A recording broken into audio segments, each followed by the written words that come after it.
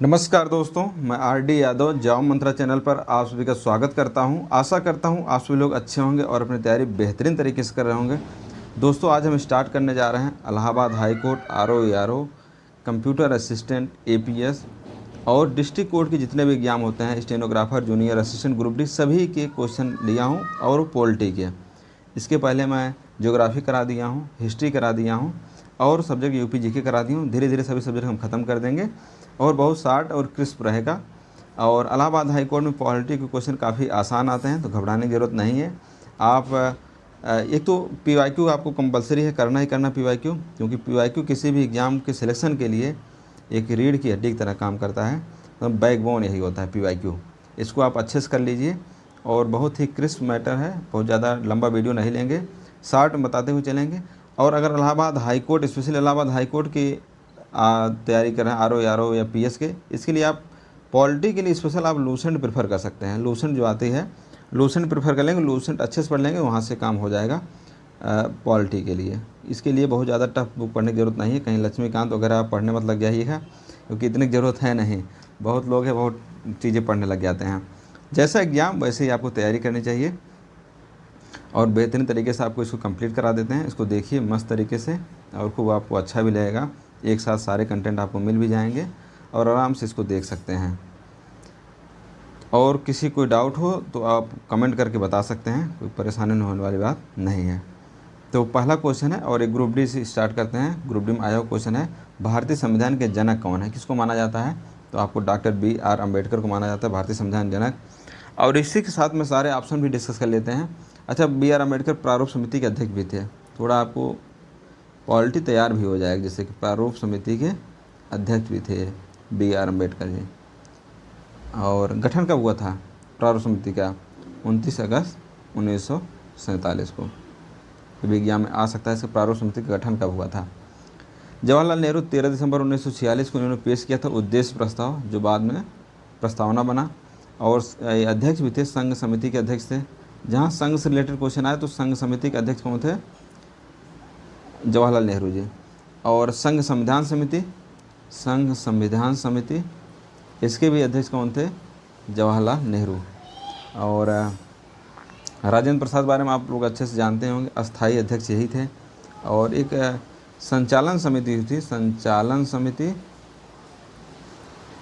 और नियम समिति, दोनों के अध्यक्ष कौन थे? डॉक्टर राजेंद्र प्रसाद। संचालन समिति और नियम समिति दोनों के अध्यक्ष कौन थे? डॉक्टर राजेंद्र प्रसाद जी थे। ये तो सब चीज़ें आप भी याद करते रहिए, बहुत ज़्यादा नहीं बता पाएँ क्योंकि बहुत लंबा वीडियो फिर हो जाए। क्वेश्चन ठीक ठाक हैं।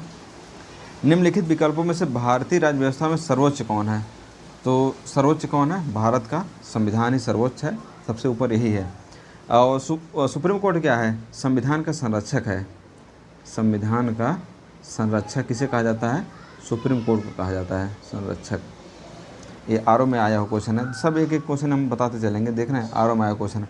क्वेश्चन बहुत टफ नहीं आता है, आसान क्वेश्चन आते हैं, घबराने की बात नहीं है। किसने भारतीय संविधान के संदर्भ में निम्नलिखित कथन को कहा है? भारतीय संविधान अत्यंत अनमनी और अधिक लचीलेपन के मध्य बेहतरीन समन्वय है। न तो बहुत टफ है, न तो बहुत ईजी है। तो कौन है? के.सी. वियर ने कहा था। के.सी. वियर। बी.आर. अम्बेडकर प्रारूप समिति के अध्यक्ष थे और गठन कब हुआ था? 29 अगस्त 1947 को। निम्नलिखित में कौन स्वतंत्र भारत के प्रथम वित्त मंत्री थे? स्वतंत्र भारत के प्रथम वित्त मंत्री कौन थे? आर.के. षणमुखम शेट्टी थे। ठीक है। और जी.वी. मालवंकर को क्या कहा जाता है? फादर ऑफ लोकसभा क्या कहा जाता है? क्योंकि यही पहले अध्यक्ष थे, फादर ऑफ लोकसभा भी कहा जाता है इनको, और प्रथम अध्यक्ष यही थे। प्रथम शिक्षा मंत्री कौन थे? अबुल कलाम आज़ाद, प्रथम शिक्षा मंत्री। और उन्हीं के जन्मदिवस पर क्या मनाया जाता है? शिक्षा दिवस मनाया जाता है, 11 नवंबर को होता है। राष्ट्रीय शिक्षा दिवस कब मनाया जाता है? 11 नवंबर को, राष्ट्रीय शिक्षा दिवस। अच्छा, पहली मंत्री जो महिला मंत्री बनी थी स्वास्थ्य, राजकुमारी अमृता कौर थी। राजकुमारी अमृता कौर प्रथम स्वास्थ्य मंत्री थी, प्रथम महिला मंत्री। और कौन सा विभाग था इनको? स्वास्थ्य विभाग था। राजेंद्र प्रसाद क्या थे? खाद्य एवं रसद कौन था? राजेंद्र प्रसाद। खाद्य एवं रसद विभाग कौन था? डॉक्टर राजेंद्र प्रसाद। डॉक्टर राजेंद्र प्रसाद, जिसके बारे में अभी बताया हूँ, संचालन समिति और नियमित समिति के अध्यक्ष थे। और जॉन मथाई किसके थे? जॉन मथाई ये थे रेलवे के। जॉन मथाई किसके थे? रेलवे के। और सरदार बलदेव सिंह, ये भी एग्जाम में आता है। सरदार बलदेव सिंह क्या थे? रक्षा मंत्री थे। सरदार बलदेव सिंह रक्षा मंत्री।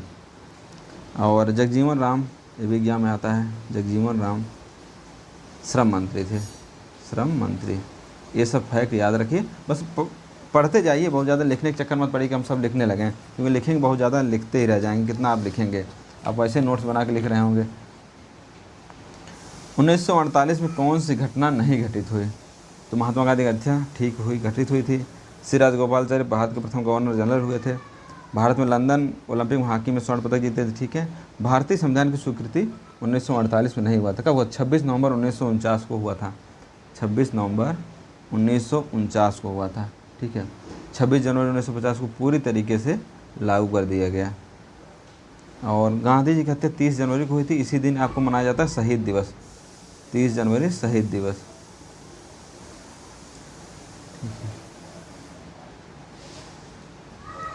स्वतंत्र भारत के प्रथम कानून मंत्री कौन थे? स्वतंत्र भारत प्रथम कानून मंत्री कौन थे? श्यामा प्रसाद मुखर्जी, जान मथाई, मौलाना अबुल कलाम आज़ाद, बी.आर. अम्बेडकर। तो कौन थे? Doctor B R. अम्बेडकर थे स्वतंत्र भारत के प्रथम कानून मंत्री, विधि मंत्री। और जान मथाई क्या थे? रेलवे एवं परिवहन, रेलवे व परिवहन, जान मथाई। मौलाना अबुल कलाम आज़ाद शिक्षा दिवस आपको बताई थी, इन्हीं की जन्म पर 11 नवंबर को शिक्षा दिवस मनाया जाता है।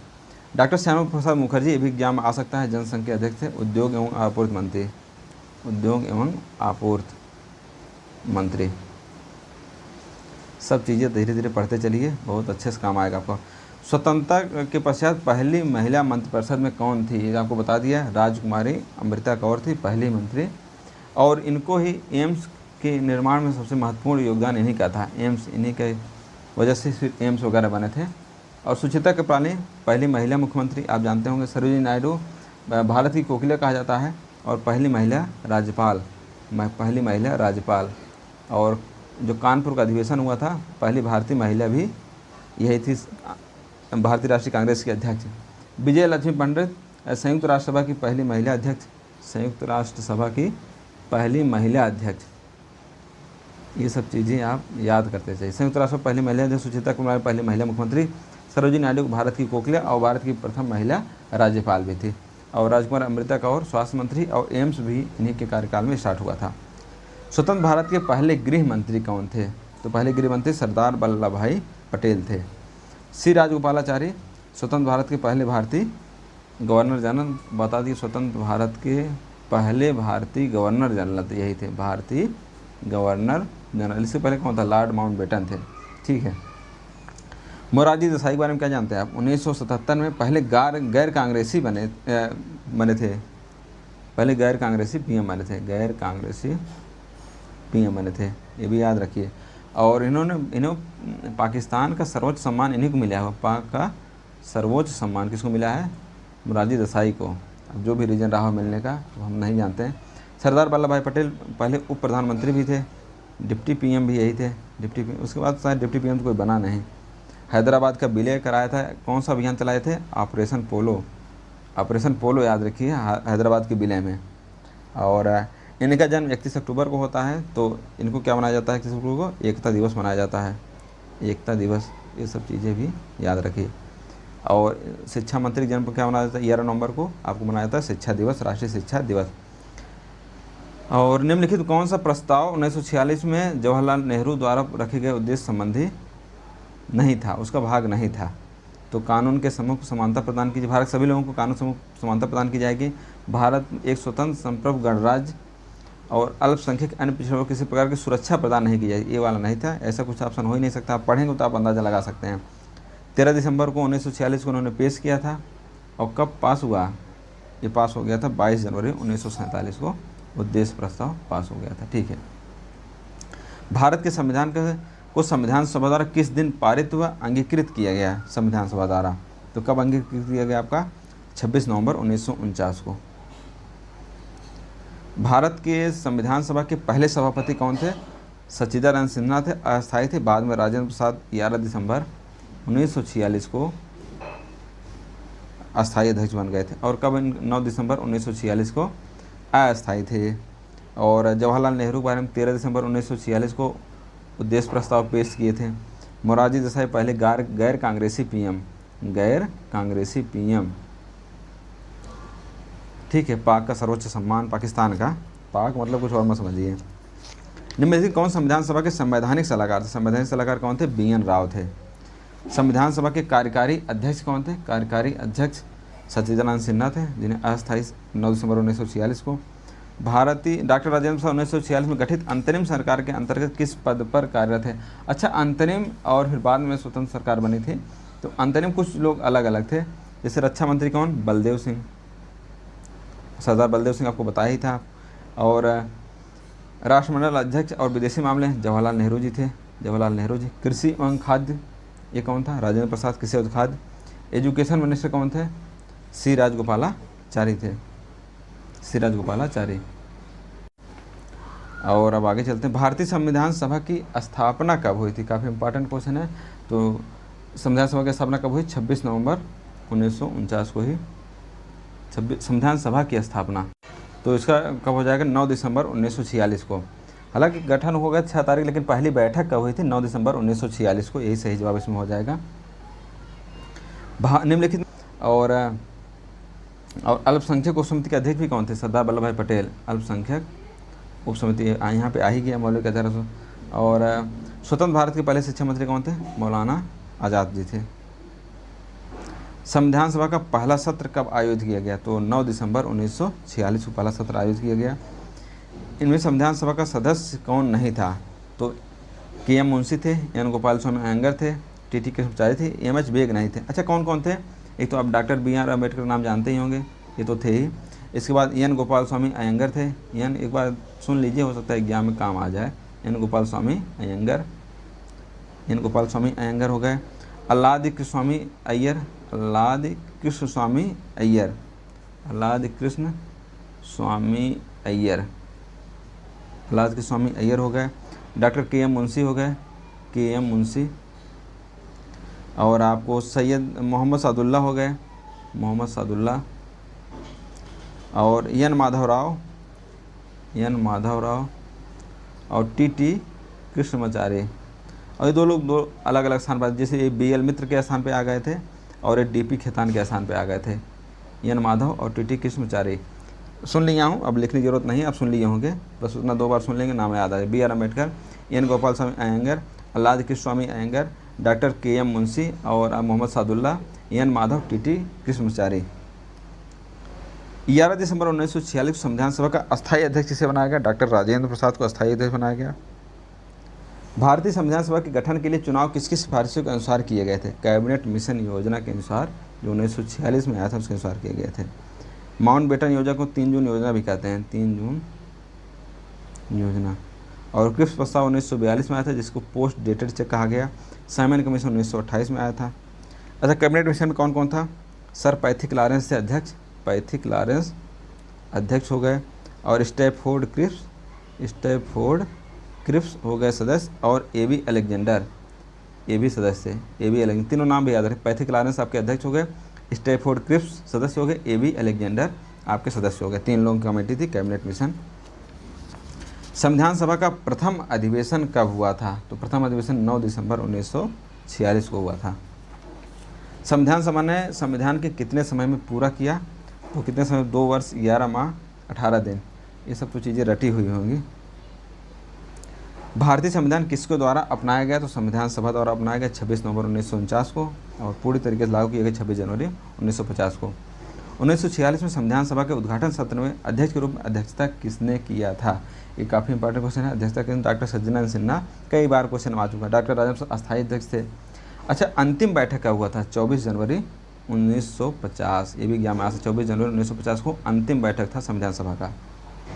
और कुल 11 सत्र हुए थे। कुल कितने सत्र हुए थे? 11 सत्र। कुल हुए थे 11 सत्र। 14 सितंबर 1949 को भारतीय संविधान सभा ने हिंदी को भारत संघ की कौन सी भाषा का दर्जा दिया था? तो राजभाषा को दर्जा दिया था। आर्टिकल 343(1) जानते होंगे। और भाग कौन सा है? भाग 17 है। 343 से लेकर के 351 तक आपके राजभाषा के बारे में है, राजभाषा के बारे में है। अगर थोड़ा जल्दी जिसको लग रहा होगा वीडियो रोक करके देख सकता है। भारत की संविधान सभा के प्रत्येक पत्र समिति के अध्यक्ष कौन थे? तो अल्लाद कृष्ण स्वामी अय्यर। और वही आपको बताया था, ये प्रारूप समिति के अध्यक्ष थे। प्रमाण समिति के अध्यक्ष थे, प्रमाण समिति इसको प्रत्ययपद या प्रमाण समिति बोले, प्रमाण समिति का अध्यक्ष। ये क्वेश्चन थोड़ा अलग था। और आपको क्या बता दें आप, कार्य संचालन समिति का अध्यक्ष कौन था? कार्य संचालन समिति का अध्यक्ष, कार्य संचालन, तो आपके हो गए कार्य संचालन समिति का अध्यक्ष के एम मुंशी हो गए, कार्य संचालन समिति का के एम मुंशी हो गए।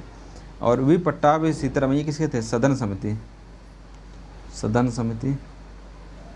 और एस सी मुखर्जी किसके? अल्पसंख्यक उप समिति, अल्पसंख्यक उप समिति के अध्यक्ष हो गए। राज्यसभा के सदस्यों के चुनाव से संबंधित धारा किस देश के संविधान से ली गई है? तो किस देश संविधान से ली गई है? तो जापान का संविधान, दक्षिण अफ्रीका संविधान, यूएसए का संविधान, आयरलैंड का संविधान। कहाँ से ली गई है? राज्यसभा के सदस्यों को चुनाव संबंधित दक्षिण अफ्रीका के संविधान से। अगर नामांकन की बात की जाए तो आयरलैंड से लिया गया है।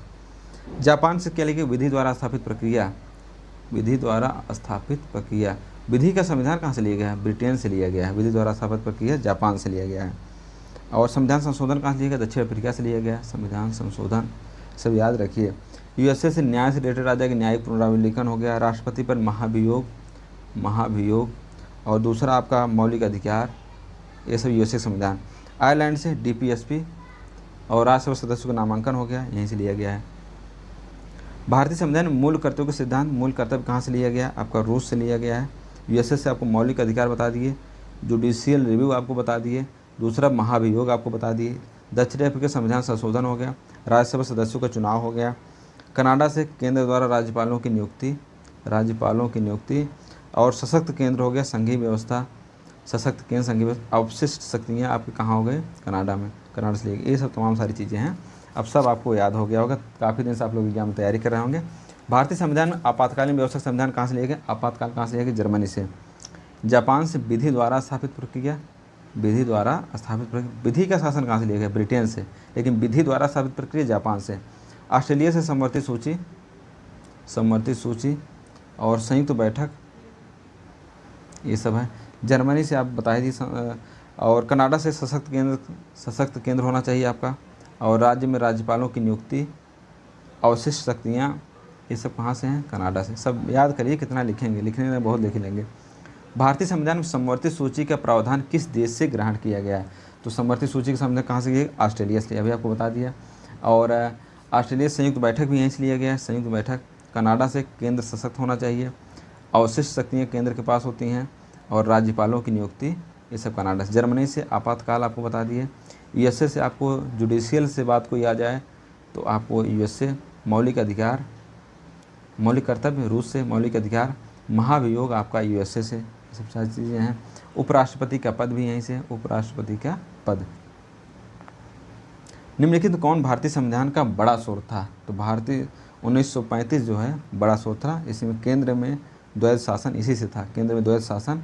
और 1919 से क्या? प्रांतों में द्वैध शासन, कन्फ्यूजन नहीं होना है। प्रांतों में द्वैध शासन 1919 आ जाए, केंद्र में द्वैध शासन 1935 होगा, कन्फ्यूजन नहीं होना है।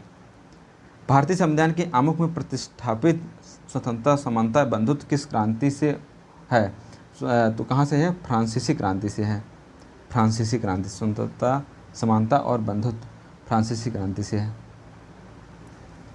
भारतीय संविधान में सरकार के संसदीय प्रणाली कहाँ से ग्रहण की? संसदीय प्रणाली कहाँ से की? ब्रिटिश के संविधान से।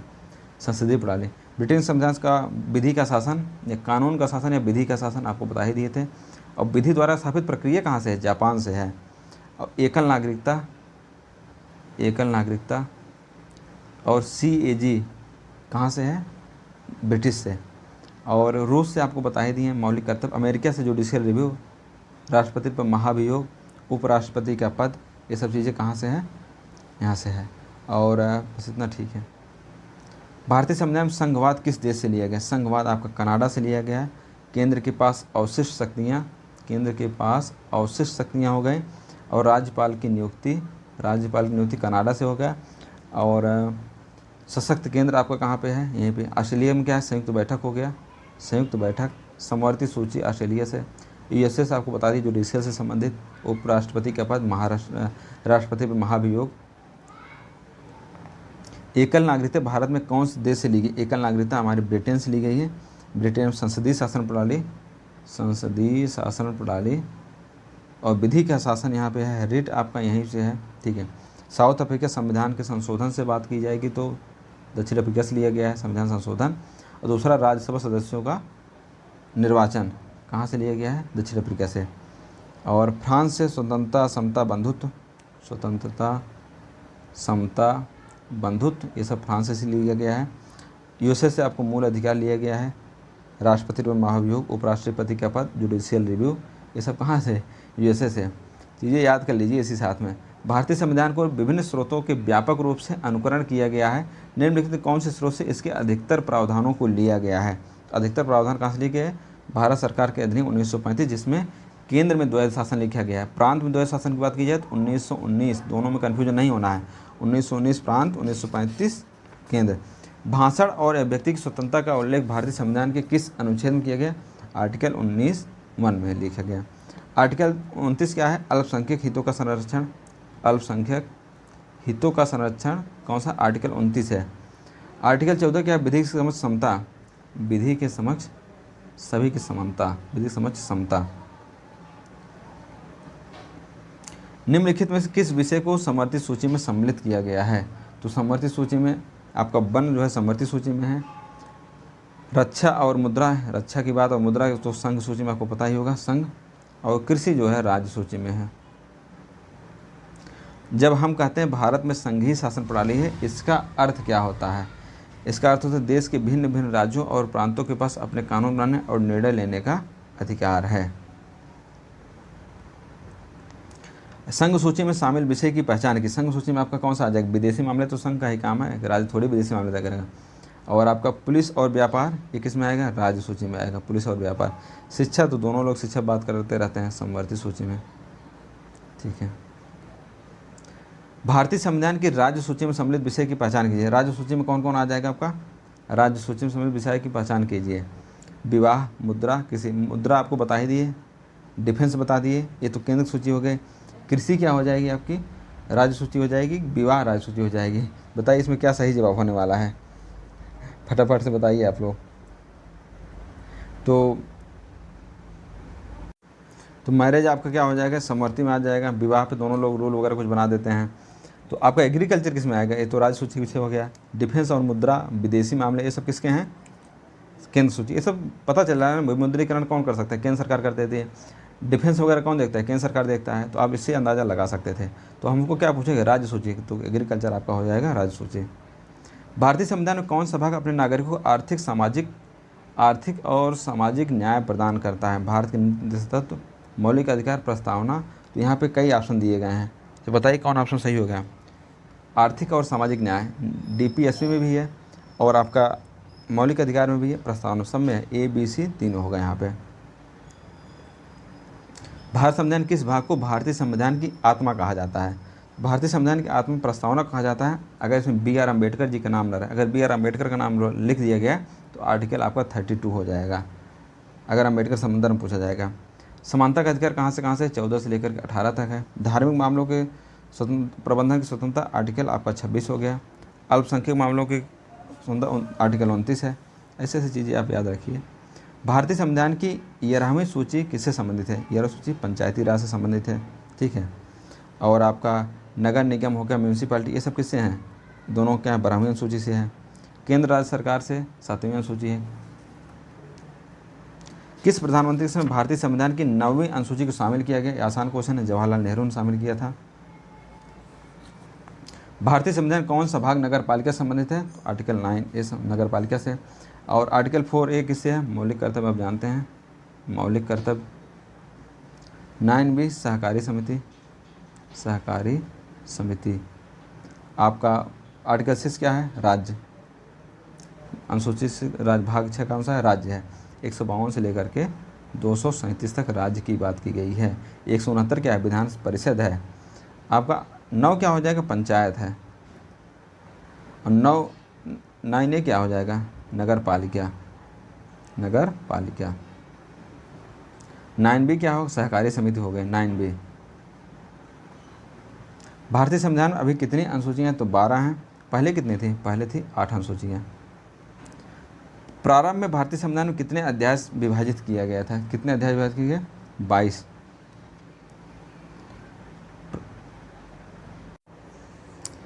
भारतीय संविधान किस भाग में नागरिकता का उल्लेख है? नागरिकता किसमें? पार्ट 2 में है। पार्ट 1 में क्या है? संघ और उसके राज्य क्षेत्र हैं, संघ एवं उसके राज्य क्षेत्र। और आर्टिकल कहाँ से कहाँ तक? 1 से लेकर के 4 तक। नागरिकता कहाँ से? 5 से ये लेकर 11 तक। भाग 3 मौलिक अधिकार है, 12 से लेकर 35 तक क्या है? मौलिक अधिकार। सब चीज़ें नहीं लिखेंगे आप, बस सुन लीजिए, याद हो जाएगी, दोबारा सुनेंगे। और राज्य किस में है? अभी आपको बताया। आर्टिकल भाग 6 कौन सा है? राज्य 152 से लेकर के और 237। उसी टाइम एक आर्टिकल बताया था 169 जो कि विधान परिषद से है। भारतीय संविधान का कौन सा भाग मूलभूत कर्तव्यों से संबंधित है? मूलभूत कर्तव्य मतलब मूल कर्तव्य, भाग 4A। और 9A क्या है? आपको बताया था नगर पालिका। नगर पालिका 9B क्या हो जाएगा आपका? सहकारी समिति। सहकारी समिति 9B होता है। समझ में आ गया कि नहीं? 9 बच्चे लिखे, यहाँ भी लिखा ही गया सहकारी समिति। और 9A क्या है? नगर पालिका है। भारतीय संविधान किस भाग में राज्य के नीति तत्व का उल्लेख है? तो भाग 4 और DPSP 36 से लेकर के आर्टिकल 51। भाग 3 में क्या है? मौलिक अधिकार हैं 12 से लेकर के 35 तक। और भाग 2 क्या है? नागरिकता है 5 से लेकर के 11 तक। और भाग 9 क्या है? न्याय पंचायत। भारतीय संविधान के किस भाग में न्यायतंत्र और को प्रबंधक कार्यों से अलग किया गया है? किसने के? राज्य के नीति तत्व से अलग किया गया। कौन से है? 36 से 51 तक DPSP है। और मूल अधिकार कितने? 12 से लेकर 35 तक है। 7वें अनुसूची में क्या है? केंद्र और राज्य सूची है, केंद्र व राज्य सूची। भारत संविधान की 10वीं अनुसूची किससे संबंध है? 10वीं अनुसूची दल बदल विरोधी, कई बार एग्जाम आ चुका है। और राष्ट्रीय भाषा किसमें? 8वीं अनुसूची में। एक याद रखिए, MBDS मैथिली, बोडो, डोगरी, संथाली 92 संविधान संशोधन द्वारा ऐड किया गया था। और अनुसूचित क्षेत्रों और अनुसूचित जनजाति नियंत्रण प्रशासन कौन सा है? 5वीं और 6वीं दोनों से रिलेटेड है। और 6वीं में क्या है? AM, TM, Assam, Meghalaya, Tripura, Mizoram. ये किसमें? 6वीं अनुसूची में है। ठीक है, असम, मेघालय, त्रिपुरा, मिजोरम।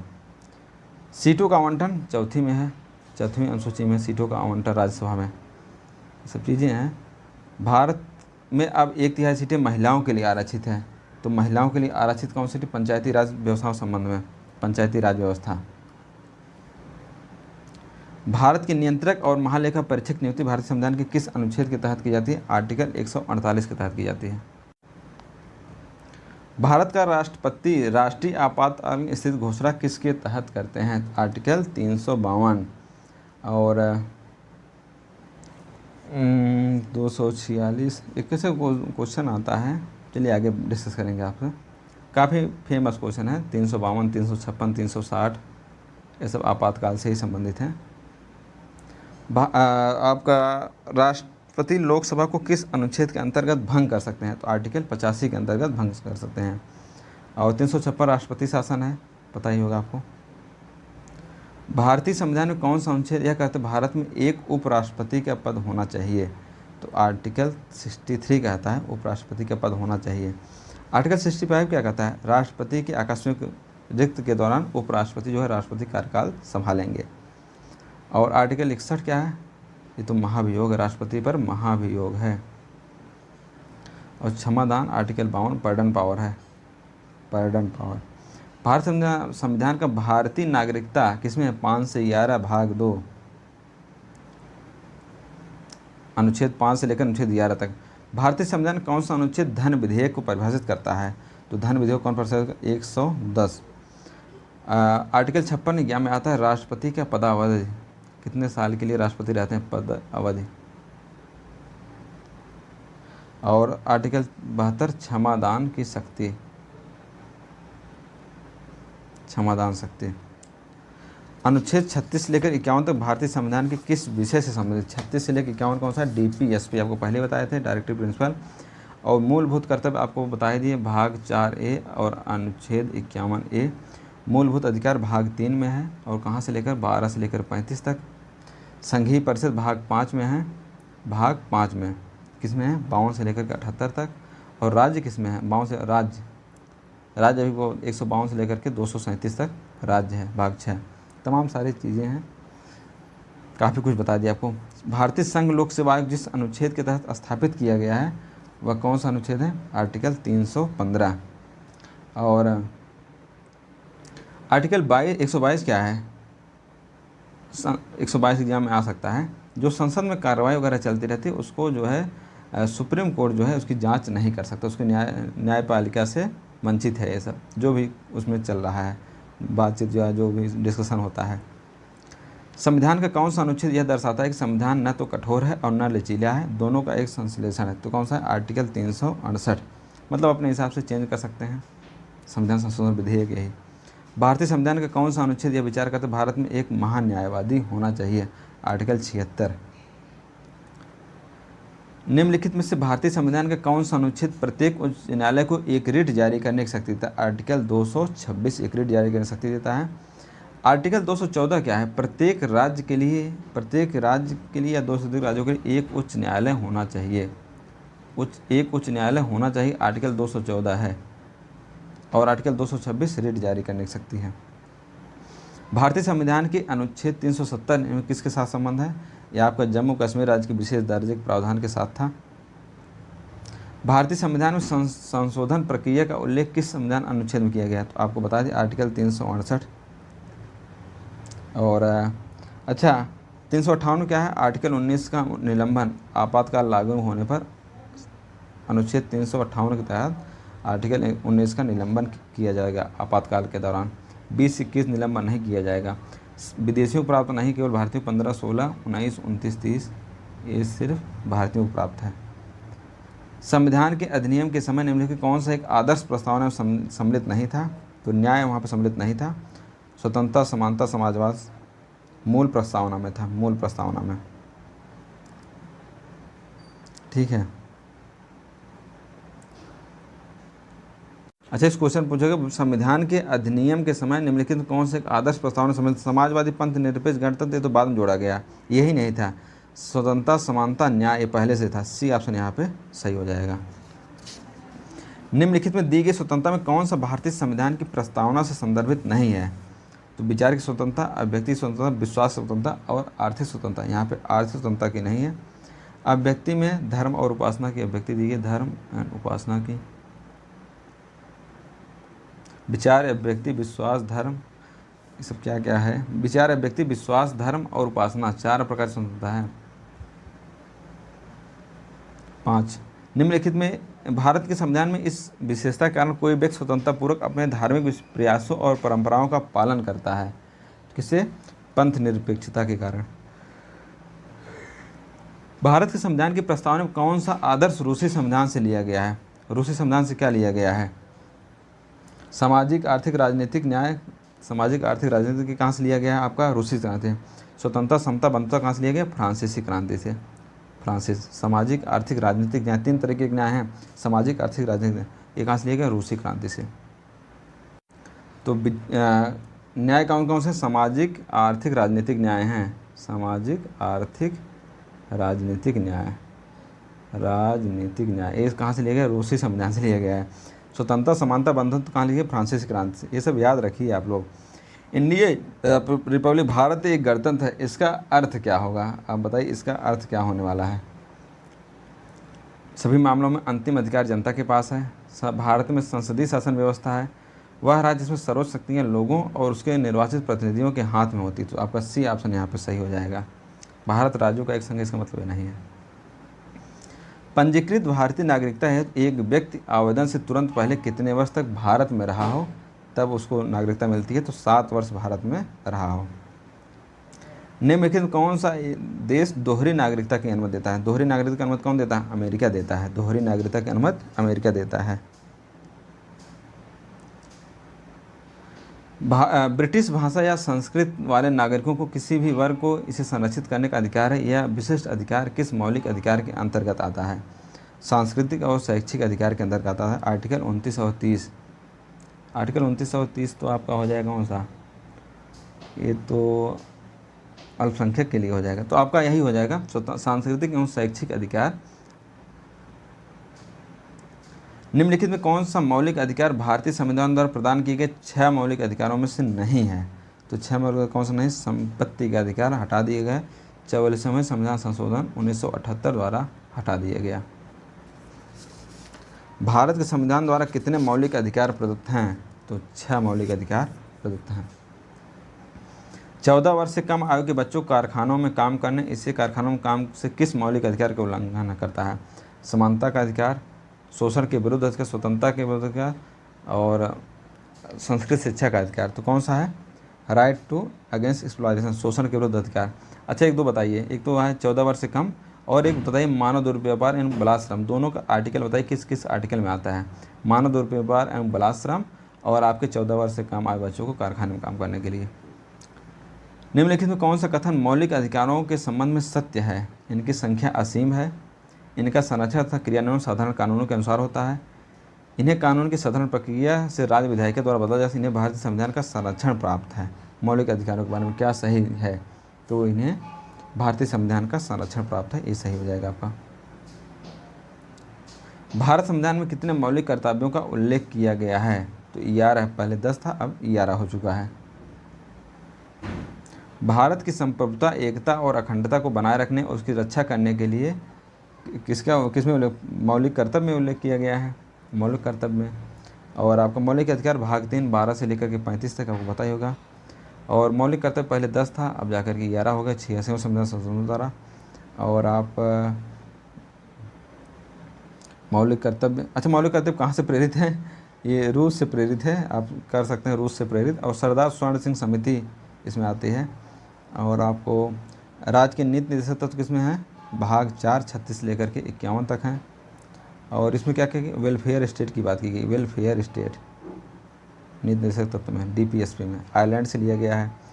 भारतीय संविधान में मूलभूत कर्तव्यों को किसके तहत जोड़ा गया है? मूलभूत कर्तव्य 42वें संविधान संशोधन 1976, जिसको मिनी संविधान भी कहा जाता है। 44वां संशोधन संपत्ति के अधिकार को हटा दिया गया है, इसको कानूनी अधिकार कर दिया गया है। और आर्टिकल 300A में है। निम्नलिखित में कौन सा वर्ष भारत के संविधान में मौलिक कर्तव्यों को शामिल किया गया? 1976, जिसको मिनी कॉन्स्टिट्यूशन भी बोला जाता है। 26 जनवरी 1950 आपको पता है भारतीय संविधान पूरी तरह लागू हो गया। 1952 में पहला जनरल इलेक्शन हुआ था, पहली लोकसभा का गठन हुआ था। 1975 नेशनल इमरजेंसी लगी थी। ऐसी चीज़ें आप भी याद रखिए, कोशिश कीजिए सब चीज़ें याद रहे, एकदम पिन एकदम टिप पे रहनी चाहिए। पॉलिटी वगैरह तो एकदम आसान है यार। भारत के संविधान के अनुसार निम्नलिखित में कौन सा एक मौलिक कर्तव्य नहीं है? प्रेस की स्वतंत्रता की रक्षा करना, ये मौलिक कर्तव्य नहीं आएगा, ठीक है, मौलिक अधिकार में आ जाएगा। ये तैयारी आप लोग बेहतरीन तरीके से कीजिए और सिलेक्शन लेना बहुत ज़रूरी होता है। देखिए नौकरी तो इंडिपेंडेंट होना बहुत ज़रूरी है आज के समय में। इंडिपेंडेंट वर्ड जो है बहुत कंपलसरी है सभी के लिए, बॉयज़ हों या गर्ल्स हों। बॉयज़ के लिए भी दिक्कत है, शादी विवाह तमाम सारी चीज़ें रुकी रहती हैं। गर्ल्स के लिए भी तमाम सारी दिक्कत। अगर आप इंडिपेंडेंट रहेंगे तो बहुत कुछ आपके लिए पॉसिबल रहता है, अदरवाइज आपको एकदम डिपेंडेंट बन के रहना पड़ता है और आपकी सारी ख्वाहिशें अधूरी की अधूरी रह जाएंगी। हमारे साथ के बहुत सारे जो गर्ल्स हैं जॉब कर रही हैं, तो जब मन हो तब ज्वेलरी वगैरह, जिसका जो शौक़ है खुद के लिए गिफ्ट देना, ज्वेलरी है, कार है, स्कूटी है, जब मन है तब। यहाँ तक कि आप जो माता पिता जो है परेशान होते थे गर्ल्स हो गया, अब क्या करें, पैदा हो गए गर्ल्स, पैदा हो गए, वही लड़कियाँ आज के समय में अपने पिता का बिजनेस करा रही हैं, भाई को पढ़ा रही हैं, तमाम सारी चीज़ें हैं। आप नौकरी लगेगी 80-90 हज़ार रुपये आप सैलरी मिलेगी, हो सकता है 1 लाख तक पहुँच जाए, 8वां वेतन आए, 90 हज़ार सैलरी मिलेगी। अभी आपका मैक्सिमम 10 हज़ार में खर्च पूरा निपट जा रहा होगा, आपके पास 80 हज़ार रुपये समझिए सेविंग बचने वाली है। इससे आप तमाम खर्च कर सकते हैं, तमाम यूटिलाइजेशन हो सकता है और आपकी नौकरी लगते ही उस गांव में बहुत सारी लड़कियों का कल्याण हो जाएगा। वहाँ की बहुत सारी लड़कियां बाहर जाएंगी पढ़ने के लिए, उनको एक मोटिवेशन मिलेगा पढ़ने के लिए, तमाम सारी चीज़ें हैं। एक आपके सिलेक्शन से बहुत सारे लोगों का जीवन संवर सकता है। एक तो आपको जहाँ शादी होगी, जहाँ जाएंगे, उसके बाल बच्चे जो रहते हैं उनका भी यही एक आता है कि हाँ अधिकारी हैं, मदर भी अधिकारी हैं और मदर का रोल ज़्यादा होता है, उसका अलग एक बच्चे का डेवलपमेंट होता है। उसी के साथ साथ आपके गांव, पूरा गांव का एक वो बदल जाता है, स्टेटस बदल जाता है। जो गांव वाले भेजना नहीं चाहते हैं वो गांव वाले पूरा सोचते हैं कि उनकी लड़की जैसा है ये भी बने, अधिकारी बने, तमाम सारी चीज़ें बदल जाती हैं। बाकी ऑफिस का एनवायरनमेंट कैसा है कैसा नहीं है वो सब मायने नहीं रखता है। ऑफिस का एनवायरनमेंट गर्ल्स के लिए बहुत बढ़िया है, सब कुछ ठीक है, बहुत मस्त है। बस दिक्कत कहाँ है, जब तक नौकरी नहीं लग रही तब तक दिक्कत है। और वही चीज़ बॉयज़ पे रहता है। अगर आप नौकरी लग गई, सबका देखने का नज़रिया बदल जाएगा। जो आज फ़ोन नहीं कर रहे हैं दोस्त यार, सब फ़ोन करेंगे, सब इंतज़ार करेंगे बात हो जाए। आप जहाँ भी जाएंगे आपकी अलग रिस्पेक्ट मिलेगी। तो सरकारी नौकरी बहुत कुछ चेंज कर देती है। और आप कभी भी किसी दोस्त, किसी सगे संबंधी पर भरोसा मत रखिए कि नौकरी लग गई उनकी तो हमको संभाल देंगे, या मेरा दोस्त नौकरी लग गई वो संभाल देगा। नौकरी लगते ही सब के सब बदल जाते हैं, ये आप चीज़ नोट कर लीजिए। जिसकी जिसकी नौकरी लेके सब बदल जाते हैं, अब अच्छे तरीके से बदल जाते हैं। आपको फ़ोन बंद कर देंगे उठाना, कोई आपको सपोर्ट नहीं करे। ऐसा मत सोचिए कि उनकी नौकरी लग जाएगी हमको पैसा दे देंगे, तमाम सारी चीज़ें। फ़ोन तक कोई नहीं उठाएगा, पहचाने से इनकार कर देगा। खुद के बल पे रहिए, खुद नौकरी लीजिए।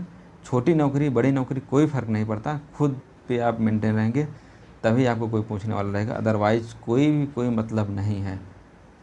ये सब चीज़ें आप ध्यान दीजिए, जान लीजिए। मैं बहुत ही संघर्ष देखा हूँ, बहुत संघर्ष से गुज़रा हूँ। आज जो हँसी मुस्कान आती है ना, इंडिपेंडेंट होना बहुत ज़रूरी होता है। आज मेरी एज लगभग 30 ईयर है और मैंने काफ़ी कुछ अचीवमेंट किया। मेहनत के बल पे ही होता है। मैं काफ़ी दिन से नौकरी भी कर रहा हूँ, 2019 से मैं शायद नौकरी करने लगा था। तो तब से मैंने काफ़ी कुछ घर बनवाया अपना, तमाम गांव में घर बनवाया। माता पिता के जब भी पिताजी मेरे पास इलाहाबाद में आते हैं, कम से कम उनकी 20 से 25 हज़ार की शॉपिंग करा देते हैं।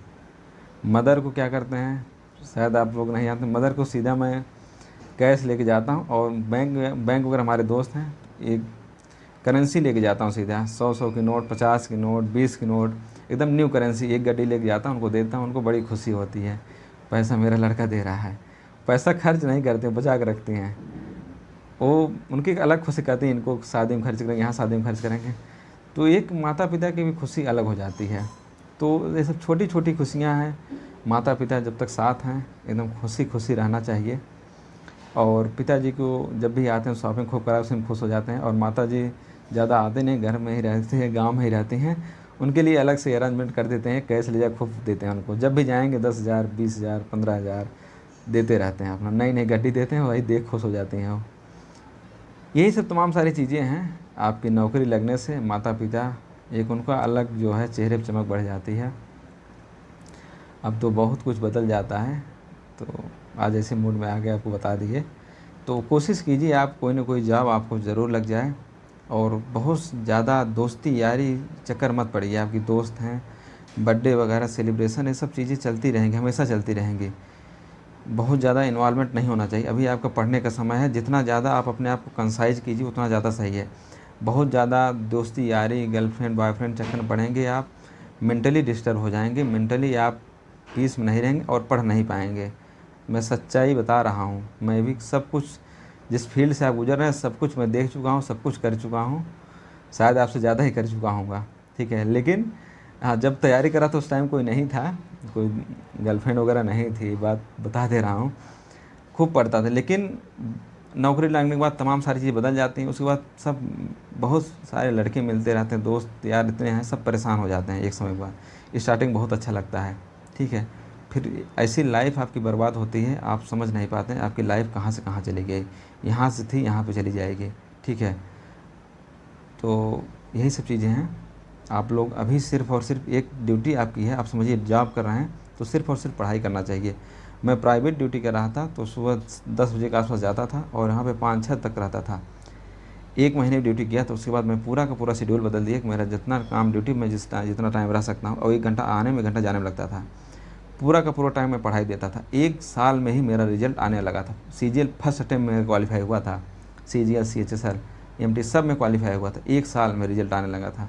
लेकिन उसके लिए आपको चाहिए जोश और जुनून। जोश ऐसा होता था उस टाइम पढ़ने का, पढ़ाया, खाना पीना सब भूल जाते, या पढ़ते भी रहते साथ में खाना भी खा लेते थे। वो जोश शायद अब नहीं आ पा रहा है। वो जोश ऐसा आ जाए तो कहीं कहीं और चले जाएं। लेकिन उस जोश ऐसा ही होना चाहिए कि सारे दुख दर्द दूर हो जाते हैं, सिर्फ़ और सिर्फ एक ही मकसद, पढ़ाई करना। शायद आज के लिए इतना ही काफ़ी हो गया। ऐसे ही आगे बता दिए, अब क्वेश्चन में चलेंगे, नहीं तो काफ़ी जो है आपको कहेंगे टाइम वेस्ट करा दिए मेरा। तो आप लोगों का इसके लिए सॉरी, टाइम वेस्ट मत करिए, आप लोग सिर्फ़ और सिर्फ पढ़ाई कीजिए। तो भारतीय संविधान का कौन सा अनुच्छेद राष्ट्रीय महत्व के स्मारकों, स्थानों और वस्तुओं के संरक्षण संबंधित है? आर्टिकल 47, 48, 49 और 42। तो सही जवाब इसमें क्या हो जाएगा? 49 होगा, 48 होगा, इसमें कन्फ्यूजन होता है। 49 आपका सही जवाब होगा। 48 कृषि और पशुपालन से है, कृषि और पशुपालन से है। अच्छा, पर्यावरण किससे है भी आप कमेंट करके बताइए कि पर्यावरण किससे है, कार्यपालिका न्यायपालिका अलग किससे है, तमाम सारे हैं यहाँ पे 48, 49, 50, 51 बड़ा कन्फ्यूजन होता है। इसे एक बार कमेंट कर देंगे तो आपकी चीज़ें भी तैयार हो जाएगी। मादक पदार्थों पर नशीले पदार्थों पर निषेध, इसी आर्टिकल 47 से ही लगाया जाए, नशीले पदार्थ पर निषेध। आर्टिकल 48 कृषि पशुपालन हो गया। 49 आपको बता ही थी राष्ट्रीय महत्व स्मारक की वस्तुओं के संरक्षण संबंधित है। तो ये सब आर्टिकल जब मैं तैयारी करता था तो एकदम टिप पे रहते थे। रात में जैसे सोते टाइम पूरा रिवीजन कर डालते थे। एक से स्टार्ट करते थे, भाग 1 में क्या है, भाग 2 में क्या है, भाग 3 में क्या है, या दिन भर आपने क्या क्या पढ़ा, ये सब चीज़ें ऐसे ही मनन करके रिवीजन हो जाता था। एक श्रमिक नेता जो भारत के राष्ट्रपति बने और उनके नाम पर राष्ट्रीय श्रमिक संस्थान है, तो वीवी गिरी, और संस्थान कहाँ पे है आपका, नोएडा में है। स्वतंत्र भारत के अच्छे स्वतंत्र उम्मीदवार भी थे, एकमात्र स्वतंत्र उम्मीदवार थे वीवी गिरी, स्वतंत्र उम्मीदवार, किसी भी पार्टी से नहीं थे, स्वतंत्र उम्मीदवार थे। वी संजीव रेड्डी निर्विरोध चुनाव जीते थे। और के आर नारायण पहले दलित राष्ट्रपति,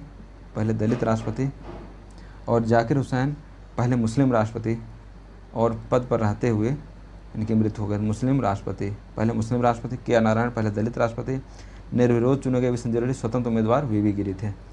सब तमाम सारी चीज़ें हैं। भारत के राष्ट्रपति पद निम्नलिखित में कौन सा एक अनिवार्य शर्त नहीं है। शिक्षित होना कोई अनिवार्य शर्त नहीं है, बाकी 35 वर्ष आयु होना चाहिए, लोकसभा सदस्य बनने के योग्य होना चाहिए, भारत का नागरिक होना चाहिए, तो कंपलसरी है ही है।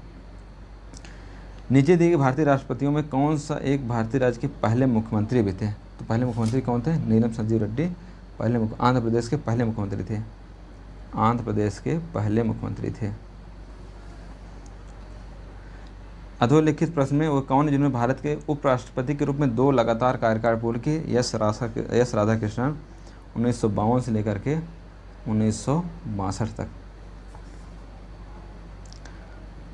तो 1975 में किए गए आपातकाल घोषणा समय भारत के राष्ट्रपति कौन थे। तो अच्छा, राष्ट्रपति कौन थे, फखरुद्दीन अली अहमद थे। भारत के राष्ट्रपति को अपने कार्यकाल में प्रवेश से पूर्व कौन शपथ दिलाता है, कौन सा शपथ दिलाता है, मुख्य न्यायाधीश शपथ दिलाते हैं। और आर्टिकल कौन से तहत, आर्टिकल 60 में शपथ का वर्णन किया गया, आर्टिकल 60। और 52 से 71 राष्ट्रपति के बारे में, 52 से लेकर के 71 तक। भारत के निम्नलिखित उपराष्ट्रपतियों पर विचार कीजिए। वीवी गिरी और GS पाठक, GM उदयतुल्ला, BD जत्ती। अब इसमें थोड़ा सा ये ट्रिकी क्वेश्चन था, इसको करना आसान नहीं था। इसका वीवी गिरी कब से कब थे, 1967 से लेकर के 69, और GS पाठक 1969 से लेकर के 74, और BD जत्ती कब से 74 से लेकर के 79, और मोहम्मद हिदायतुल्लाह 19 से लेकर के 84। सही जवाब ये होगा, लेकिन इसको करना काफ़ी टफ था, ये मुझे खुद नहीं पता था, इसको मैं देखा हूँ तब आपको करा रहा हूँ। भारत के राष्ट्रपति पर महाभियोग चलाने के प्रस्ताव मूल सदस्यों की कुल संख्या का कितना बहुमत पारित के 2/3 का, कुल संख्या के 2/3 का, आर्टिकल 61 के तहत। आर्टिकल 60 में क्या है, शपथ है, 14 दिन पहले नोटिस देना पड़ता है, नोटिस में 1/4 सदस्यों का साइन भी अनिवार्य होता है। निम्नलिखित कौन से उपराष्ट्रपति देश के राष्ट्रपति के रूप में कार्य नहीं किए थे, कौन से उपराष्ट्रपति देश के राष्ट्रपति के रूप में कार्य नहीं किए थे। जस्टिस मोहम्मद हिदायतुल्लाह, R वेंकटरमण, कृष्णकांत जो है राष्ट्रपति के रूप में कार्य नहीं, बाकी तो सब किए थे। राष्ट्रपति राज्यसभा में कितने सदस्यों को मनोनीत कर सकते हैं। मनोनीत कहाँ से लिया गया, आयरलैंड से लिया गया है, ठीक है। कितने सदस्य मनोनीत कर सकते हैं, 12। निम्नलिखित राष्ट्रपतियों में से किस राष्ट्रपति का निधन उसके कार्यकाल के दौरान हो गया था। तो जाकिर हुसैन का कार्यकाल के दौरान ही हो गया था। वीवी गिरी स्वतंत्र उम्मीदवार थे। राष्ट्रपति अपना त्यागपत्र किसको देते हैं, राष्ट्रपति अपना त्यागपत्र किसको देते हैं, मुख्य न्यायाधीश, संसद या उपराष्ट्रपति। तो किसको देते हैं, प्रधानमंत्री। तो वाइस प्रेसिडेंट दे देते हैं, फिर वाइस प्रेसिडेंट उनके आधार पर कार्य कर लेते हैं। अच्छा, महाभियोग कहाँ से लिए गए, USA के संविधान से लिए गए। सेना, नौसेना और वायुसेना प्रधानों के प्रमुख की नियुक्ति कौन करता है। तो सीधी बात है, राष्ट्रपति साहब ही करेंगे और कोई करेगा नहीं। निम्नलिखित में कौन सा एक कथन सही नहीं। भारत के सैन्य दलों का प्रधान राष्ट्रपति होता है। संसद के किसी भी क्षेत्र का अनुसूचित क्षेत्र घोषित कर सकता है। भारत के राष्ट्रपति वित्त आयोग के अध्यक्ष का चयन करते हैं। अनुसूचित जाति, जनजाति एवं जनजातियों की स्थिति की जांच करते हुए राष्ट्रपति एक आयोग की नियुक्ति कर सकते हैं। तो सही जवाब क्या हो जाएगा, राष्ट्रपति वित्त आयोग के। भारत के राष्ट्रपति कौन सा सही नहीं है इसमें पूछा गया। तो सही है ये भी सही है। संसद नहीं, यहाँ पे क्या होगा, राष्ट्रपति होगा, यहाँ पे राष्ट्रपति को है, संसद को नहीं है। भारत में रक्षा बलों का सर्वोच्च अध्यक्ष कौन होता है? तो रक्षा बलों का राष्ट्रपति होते हैं, आर्टिकल 53 के तहत। भारतीय संविधान के अनुसार भारत का प्रथम नागरिक कौन है? भारत के प्रथम भारत के राष्ट्रपति हैं। वेंकैया नायडू भारत के कौन से उपराष्ट्रपति? ये उस टाइम करंट क्वेश्चन था इसलिए आ गया था। यदि राष्ट्रपति जो है और उपराष्ट्रपति दोनों को पदच्युत हो तो किसको अधिकार है? तो मुख्य न्यायाधीश का। और जाकिर हुसैन की मृत्यु हुई थी और उपराष्ट्रपति उस टाइम बीबी गिरी थी, इन्होंने भी इस्तीफा दे करके अपना राष्ट्रपति का चुनाव लड़ने लगे। तो कौन बना था? मोहम्मद हिदायतुल्लाह बने थे एकमात्र चीफ जस्टिस। भारत के राष्ट्रपति की संवैधानिक स्थिति किसके समान है? तो ब्रिटिश राजतंत्रवाद के समान है। भारत के उपराष्ट्रपति का निर्वाचन करने के लिए निम्नलिखित में कौन से सदस्यों का निर्वाचक मंडल होता है? उपराष्ट्रपति के लिए लोकसभा और राज्यसभा के मेंबर, इसमें चयनित नॉमिनेटेड सभी आ जाते हैं। संविधान का उल्लंघन करने के लिए किसके निष्कासन को महाभियोग की प्रक्रिया आरंभ किया जा सकता है? तो राष्ट्रपति के आर्टिकल 61 के तहत। शपथ किस में है? 60 में है। महाभियोग कहाँ से लिया गया है? यूएसए से लिया गया है। भारत में सभी केंद्रीय मंत्रियों को किसके द्वारा नियुक्त किया जाता है? राष्ट्रपति द्वारा नियुक्त किया जाता है। रामनाथ कोविंद 14वें। अच्छा, अब करंट में आ गए हैं। द्रौपदी मुर्मू कौन से हैं? 15वां। और सीपी राधाकृष्णन 15वें। ये सब करंट रिलेटेड क्वेश्चन आते हैं, आप करंट पढ़ेंगे उसमें से पढ़ना पड़ता है। राष्ट्रपति कौन से नंबर के हैं? उपराष्ट्रपति। इनमें से कौन भारत के राष्ट्रपति बनने से पूर्व भारत के उपराष्ट्रपति का पद पर कार्य नहीं किए थे? राधाकृष्णन, जाकिर हुसैन, नीलम संजीव रेड्डी। राधाकृष्णन थे ही, आपका नीलम संजीव रेड्डी नहीं थे। भारत का प्रधानमंत्री बनने के लिए न्यूनतम आयु कितनी चाहिए? प्रधानमंत्री बनने के लिए न्यूनतम आयु कितनी चाहिए? 25 वर्ष। अच्छा, लोकसभा में 25, राज्यसभा के लिए 30, राष्ट्रपति के लिए कितना? राष्ट्रपति के लिए कितना चाहिए बताइए, और बताइए आप। चलिए आगे पूछेंगे। एक की एज 21 ही चाहिए। यदि अधिकतम अविश्वास प्रस्ताव पारित हो जाता है तब मंत्रिपरिषद को त्यागपत्र देना पड़ता है लोकसभा में। और आर्टिकल 75 के तहत किसके? मंत्रिपरिषद लोकसभा के प्रति उत्तरदायी होते हैं, लोकसभा के प्रति उत्तरदायी होते हैं। यदि कोई मंत्री अविश्वास प्रस्ताव हार जाता है तब क्या होता है? तो पूरा मंत्रिपरिषद को त्यागपत्र देना पड़ता है। सी होगा, चाहे एक चाहे दो, सबको देना पड़ेगा इस्तीफा। निम्न किस प्रधानमंत्री ने अपने कार्यकाल में कभी भी संसद का सामना नहीं किया? तो फेमस क्वेश्चन है, बचपन से पढ़ते आए हैं, चौधरी चरण सिंह। निम्नलिखित कौन संघ कैबिनेट मंत्री बने बिना ही भारत के मंत्री बन गए थे? तो सरदार वल्लभ भाई, नहीं, एच.डी. देवगौड़ा। भारत के उप प्रधानमंत्री कौन थे? सरदार वल्लभ भाई पटेल। भारत के पहले प्रधानमंत्री कौन थे? आया ग्रुप डी की एग्जाम में आया, जवाहरलाल नेहरू। ऐसे क्वेश्चन आते हैं ग्रुप डी में, इसलिए कट ऑफ बहुत ज़्यादा जाती है। भारतीय संविधान के 91वें संशोधन के तहत मंत्रिपरिषद के सदस्यों की संख्या लोकसभा विधानसभा के कुल सदस्यों की संख्या का कितने % होता है? 15%। और 12 से कम भी नहीं होना चाहिए, जो छोटे हैं उसमें 12 से कम नहीं होना चाहिए, ये भी है। 15% होना चाहिए, अगर कम हो जा रहा है तो 12 मिनिमम सदस्य। मिनिमम मंत्री कितने होंगे? 12। कौन सा कथन भारत के प्रधानमंत्री के संबंध में सही है? संसदीय प्रणाली प्रधानमंत्री सरकार का मुखिया होता है, ठीक है। संविधान में प्रधानमंत्री के चयन और नियुक्ति के लिए कोई विशेष प्रक्रिया नहीं है। वह किसी भी मंत्री को हटा सकते हैं, उसके साथ सहयोग करने से मना कर सकते हैं। He can recommend dissolution of Lok Sabha to the president at any time. तो क्या हो जाएगा? संविधान में प्रधानमंत्री चयन और नियुक्ति के लिए कोई विशेष प्रक्रिया नहीं है, गलत, बाकी सब सही। 1, 3, 4। भारत में संघीय मंत्रिपरिषद सामूहिक रूप से किसके प्रति उत्तरदायी होते हैं? तो संघीय मंत्रिपरिषद सामूहिक रूप से किसके प्रति उत्तरदायी होता है? लोकसभा के प्रति उत्तरदायी होता है, लोकसभा। अच्छा, मंत्रिपरिषद कौन कौन आता है? प्रधानमंत्री भी आ जाएंगे, कैबिनेट मंत्री भी, राज्य मंत्री भी आ जाएंगे। लेकिन अगर मंत्रिमंडल कहा जाए, मंत्रिमंडल में सिर्फ और सिर्फ कैबिनेट मंत्री आएंगे, मंत्रिमंडल सिर्फ और कैबिनेट मिनिस्टर आएंगे। भारत में सरकार प्रमुख किसे कहा जाता है? सरकार प्रमुख किसे कहा जाता है? प्रधानमंत्री को कहा जाता है सरकार प्रमुख। एक व्यक्ति जो दोनों में से किसी भी एक सदन सदस्य नहीं है तो केंद्र में मंत्रिपरिषद सदस्य के रूप में इनमें से कितनी अवधि से अधिक के लिए नियुक्त नहीं किया जा सकता। 6 माह से अधिक। एक व्यक्ति जो दोनों में से किसी भी एक सदन का सदस्य नहीं है को केंद्र में मंत्रिपरिषद के सदस्य के रूप में सिर्फ और सिर्फ 6 महीने रखता है। 6 महीने के अंदर उसको किसी न किसी सदन का सदस्य होना जरूरी है, अदरवाइज जो मंत्री पद अपने आप खत्म हो जाएगा उनका। राज्यसभा के प्रथम अध्यक्ष कौन थे? तो doctor S Radhakrishnan. Rajya Sabha article 80 के अंतर्गत है।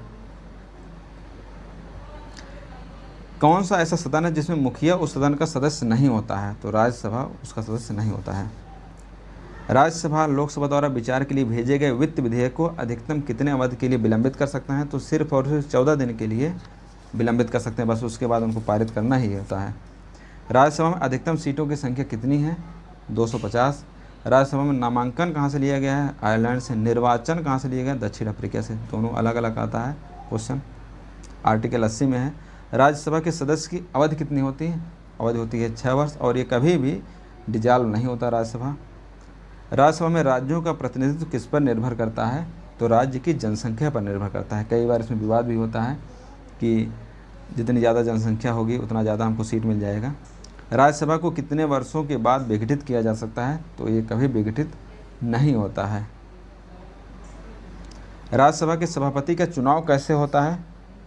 राज्यसभा के निर्वाचित सदस्यों द्वारा, लोकसभा के निर्वाचित सदस्यों द्वारा, लोकसभा और राज्यसभा के सभी सदस्यों द्वारा होता है। और आर्टिकल 80 है, आप जानते ही हैं। पहला गठन कब हुआ था? 3 अप्रैल 1952 को। राज्यसभा के उपसभापति का चयन किसके द्वारा किया जाता है? अभी आपको बता दिया, राज्यसभा के सदस्यों के द्वारा।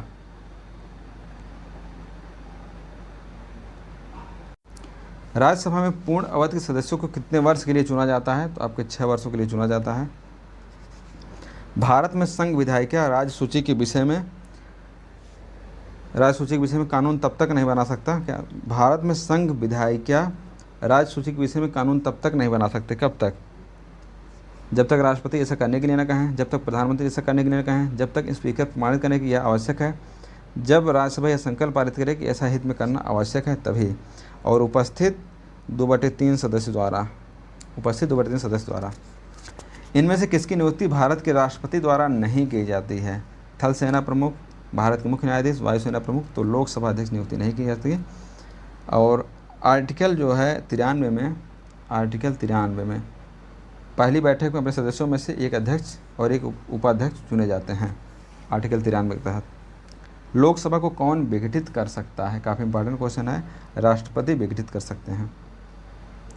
लोकसभा के लिए न्यूनतम आयु कितनी है? 25। राज्यसभा के लिए 30। स्वतंत्र भारत में लोकसभा के प्रथम अध्यक्ष कौन थे? JB Mavalankar.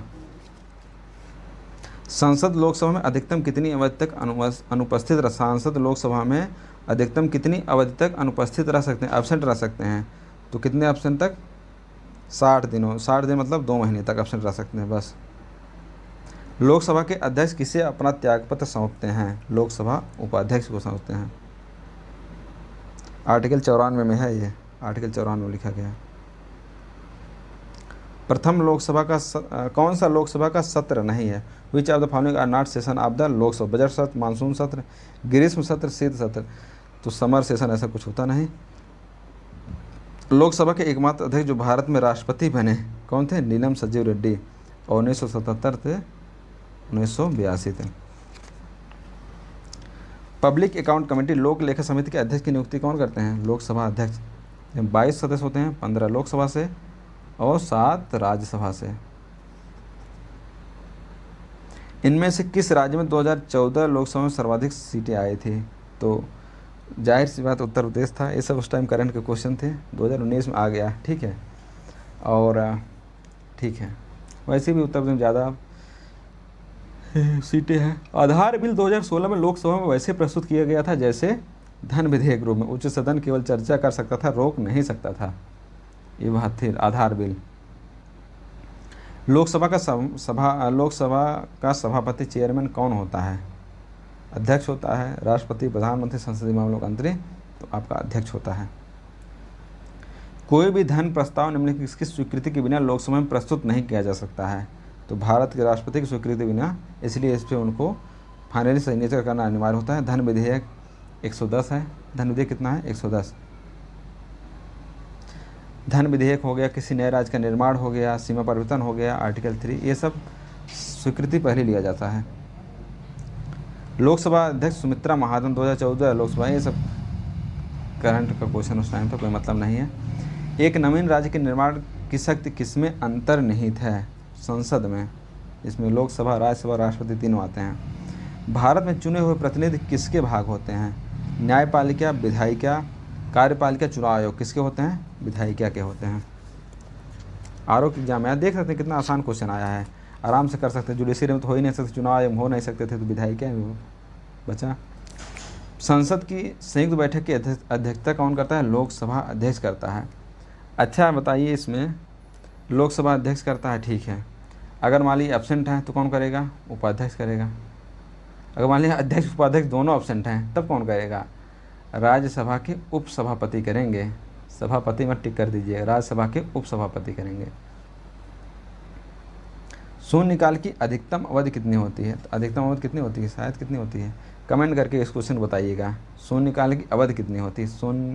30 minute, 60 minute, 90 minute? अच्छा बता ही देते हैं। तो अवधि इनकी कितनी हो जाए? 60 मिनट होती है। बाकी आप कमेंट करके बताइएगा सही बता रहा हूँ मैं गलत बता रहा हूँ। भारतीय संसद का सचिवालय है, एक सरकार से स्वतंत्र सचिवालय है। भारतीय संसद का सबसे महत्वपूर्ण लक्षण क्या नहीं है? भारत की संघ विधायिका है, इसमें राष्ट्रपति भी शामिल हैं, यह द्विसदनीय है, संसद का उच्च सदन और निम्न सदन प्रत्येक 5 वर्ष में भंग हो जाते हैं। ये गलत दिया गया है और आरोग्य विज्ञान में आया हुआ है। ये सब क्वेश्चन तो आप ऐसे उड़ा देंगे। किस अमेरिकी राष्ट्रपति ने अपनी यात्रा के दौरान भारतीय संसद को संबोधित किया था? George W Bush, Jimmy Carter, Bill Clinton, Barack Obama? तो जॉर्ज डब्ल्यू बुश ने संबोधन किया था, संबोधन नहीं किया था। ये क्वेश्चन देख लीजिएगा, संबोधन नहीं किया जॉर्ज डब्ल्यू बुश। निम्नलिखित में किस प्राधिकरण के पास नए राज्यों का गठन या मौजूदा राज्य सीमाओं के परिवर्तन करने का अधिकार है? तो इसका संसद। और आर्टिकल 3 ये भी याद रखिए। संसद का पहला लोकपाल बिल कब प्रस्तुत किया गया था? 1971 में प्रस्तुत किया गया था, लेकिन पारित नहीं हो पाया था। 2013 में पारित हुआ, ठीक है। भारतीय राज्य व्यवस्था के संदर्भ में शून्यकाल क्या है? शून्यकाल प्रातः एवं सायंकाल के मध्यम काल, विपक्ष के प्रस्ताव पर विचार करने का समय, वित्तीय बिल को लोकसभा में सर्वाधिक महत्वपूर्ण कार्य पर चर्चा का समय। इसको आराम से देख सकते हैं। और शुरू कब हुआ था? 1960 से शुरू हुआ था। और किसके PIL पे शुरू हुआ था? PN भगवती क्या है क्या? शायद 1960 में शुरू हुआ था। लेकिन संसद में वित्त, अच्छा PN भगवती लाए थे। अच्छा ये शून्यकाल, चलो आगे बताता हूँ, याद आता था। संसद में वित्त विधेयक के प्रस्तुतिकरण के पश्चात कितने दिनों में मंजूरी होना जरूरी होता है? वित्त विधेयक तो 75 दिन में मंजूरी होना जरूरी होता है। नए राज्य गठन अथवा सीमा में परिवर्तन का अधिकार किसको है? तो किसको है? भारत की संसद को है। आर्टिकल 2, अच्छा कन्फ्यूजन दूर कर लीजिए। आर्टिकल 2 क्या कहता है? नए राज्यों का प्रवेश व स्थापना। नए राज्यों का प्रवेश व स्थापना, ये क्या है? आर्टिकल 2। आर्टिकल 3 क्या है? नए राज्यों का निर्माण, नए राज्यों का निर्माण और सीमा परिवर्तन, नाम परिवर्तन। ये किसमें है? आर्टिकल 3 में। आर्टिकल 2 क्या? नए राज्यों को प्रवेश व स्थापना। आर्टिकल 3 नए राज्यों का निर्माण, सीमा परिवर्तन, नाम परिवर्तन। ये हो जाएगा आपका आर्टिकल 3। कन्फ्यूजन नहीं है, नोट 2-3। संसद ने किस वर्ष नागरिकता अधिनियम स्वीकृत किया था? संसद ने किस वर्ष नागरिकता अधिनियम स्वीकृत किया था? काफ़ी इंपॉर्टेंट क्वेश्चन है। आर्टिकल 1955। समग्र भारतीय सेवाओं की शक्ति किसमें अंतर्निहित है? तो किसमें अंतर्निहित है? संसद में। ये क्वेश्चन ये क्या था आपका? भारत संसद, ठीक है। भारत के 2 क्रमिक सत्रों के बीच कितना अंतराल होता है अगर बढ़ाया ना जाए तब? तो 6 महीने का अंतराल होता है। संसद के दोनों सदनों की संयुक्त बैठक की अध्यक्षता कौन करता है? आपको बता दिए, लोकसभा अध्यक्ष करते हैं। स्वतंत्र भारत के एक राज्य की प्रथम महिला राज्यपाल कौन थी? श्रीमती सरोजिनी नायडू जी थी। राज्य के राज्यपाल सरकार के निम्न में से कोई एक पदच्युत कर सकता है? मुख्यमंत्री राज्य के राज्यपाल सरकार को। The governor of the state can be removed by which one of the following? राष्ट्रपति, मुख्यमंत्री, प्रधानमंत्री, संघीय गृह मंत्री। तो कौन कर सकता है? राष्ट्रपति हटा सकते हैं। राज्य सरकार का कार्यकारी प्रमुख कौन होता है? राज्य का कार्यकारी प्रमुख कौन होता है? राज्यपाल। सरकार केंद्र का राष्ट्रपति। राज्य के राज्यपाल की नियुक्ति किसके द्वारा की जाती है? तो राष्ट्रपति के द्वारा की जाती है। और आर्टिकल कौन सा है? आर्टिकल 155 के तहत राज्य के राज्यपाल की नियुक्ति राष्ट्रपति जी करते हैं। भारत में राज्य विधानसभा किसके चुनाव में भाग लेती है? राज्य विधानसभा एक तो राष्ट्रपति के चुनाव भाग लेती है और दूसरा राज्यसभा मेंबर, राज्यसभा मेंबर 1 और 4 में। निम्नलिखित में किस भारतीय राज्य में एक सदनीय राज्य विधायक क्या है? उत्तर प्रदेश, बिहार, पश्चिम बंगाल, कर्नाटक। कहाँ पे है? पश्चिम बंगाल एक सदनीय है। आपका उत्तर प्रदेश, बिहार, कर्नाटक में है, और महाराष्ट्र, आंध्र प्रदेश, तेलंगाना, आंध्र प्रदेश और तेलंगाना यहाँ पे है। केंद्र शासित प्रदेश जम्मू और कश्मीर और केंद्र शासित प्रदेश लद्दाख का कॉमन उच्च न्यायालय का क्या नामकरण किया गया है? जम्मू कश्मीर और लद्दाख उच्च न्यायालय। बी ऑप्शन ये, अच्छा ये होगा जम्मू कश्मीर और लद्दाख का उच्च न्यायालय। देश के किस उच्च न्यायालय के पास एक राज्य केंद्र शासित प्रदेश से अधिक न्याय क्षेत्र का अधिकार नहीं है? किसका हो जाएगा? गुवाहाटी के पास अधिक है। त्रिपुरा उच्च न्यायालय के पास, त्रिपुरा, सी ऑप्शन सही होगा। भारतीय संविधान का संरक्षक कौन है? तो भारत का उच्चतम न्यायालय है।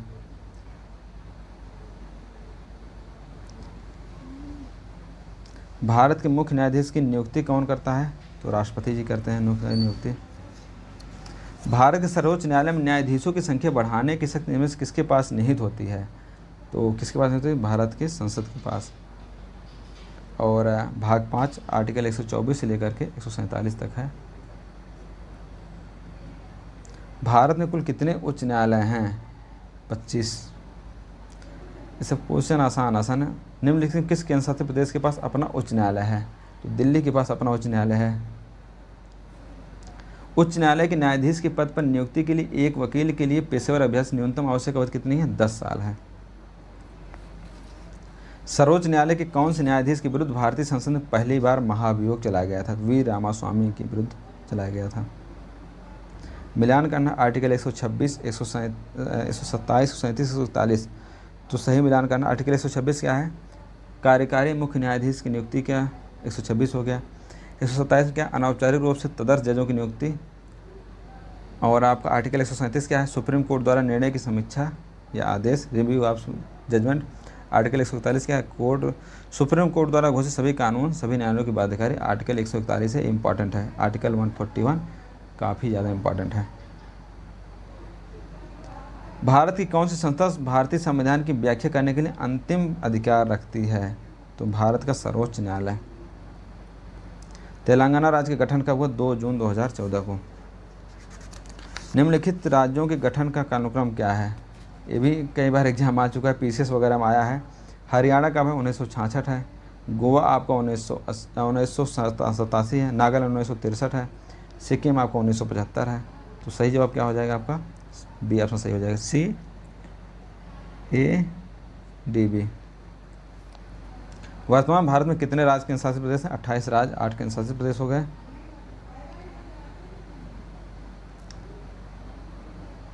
निम्नलिखित कौन से राज्य पंचायत अनुसूचित क्षेत्र विस्तार अधिनियम पेशा 1996 अधिसूचित किए गए? आंध्र प्रदेश, हिमाचल प्रदेश, गुजरात, मिजोरम। कौन सा सही है? आंध्र प्रदेश, मिजोरम। आंध्र प्रदेश ए मान लीजिए, हिमाचल प्रदेश बी, गुजरात सी, डी मिजोरम। तो ABC हैं। और अच्छा 10 राज्य टोटल हैं, 10 स्टेट हैं इसमें पेशा के तहत। और भूरिया समिति की सिफारिश पर गठित किए गए थे 1996 में।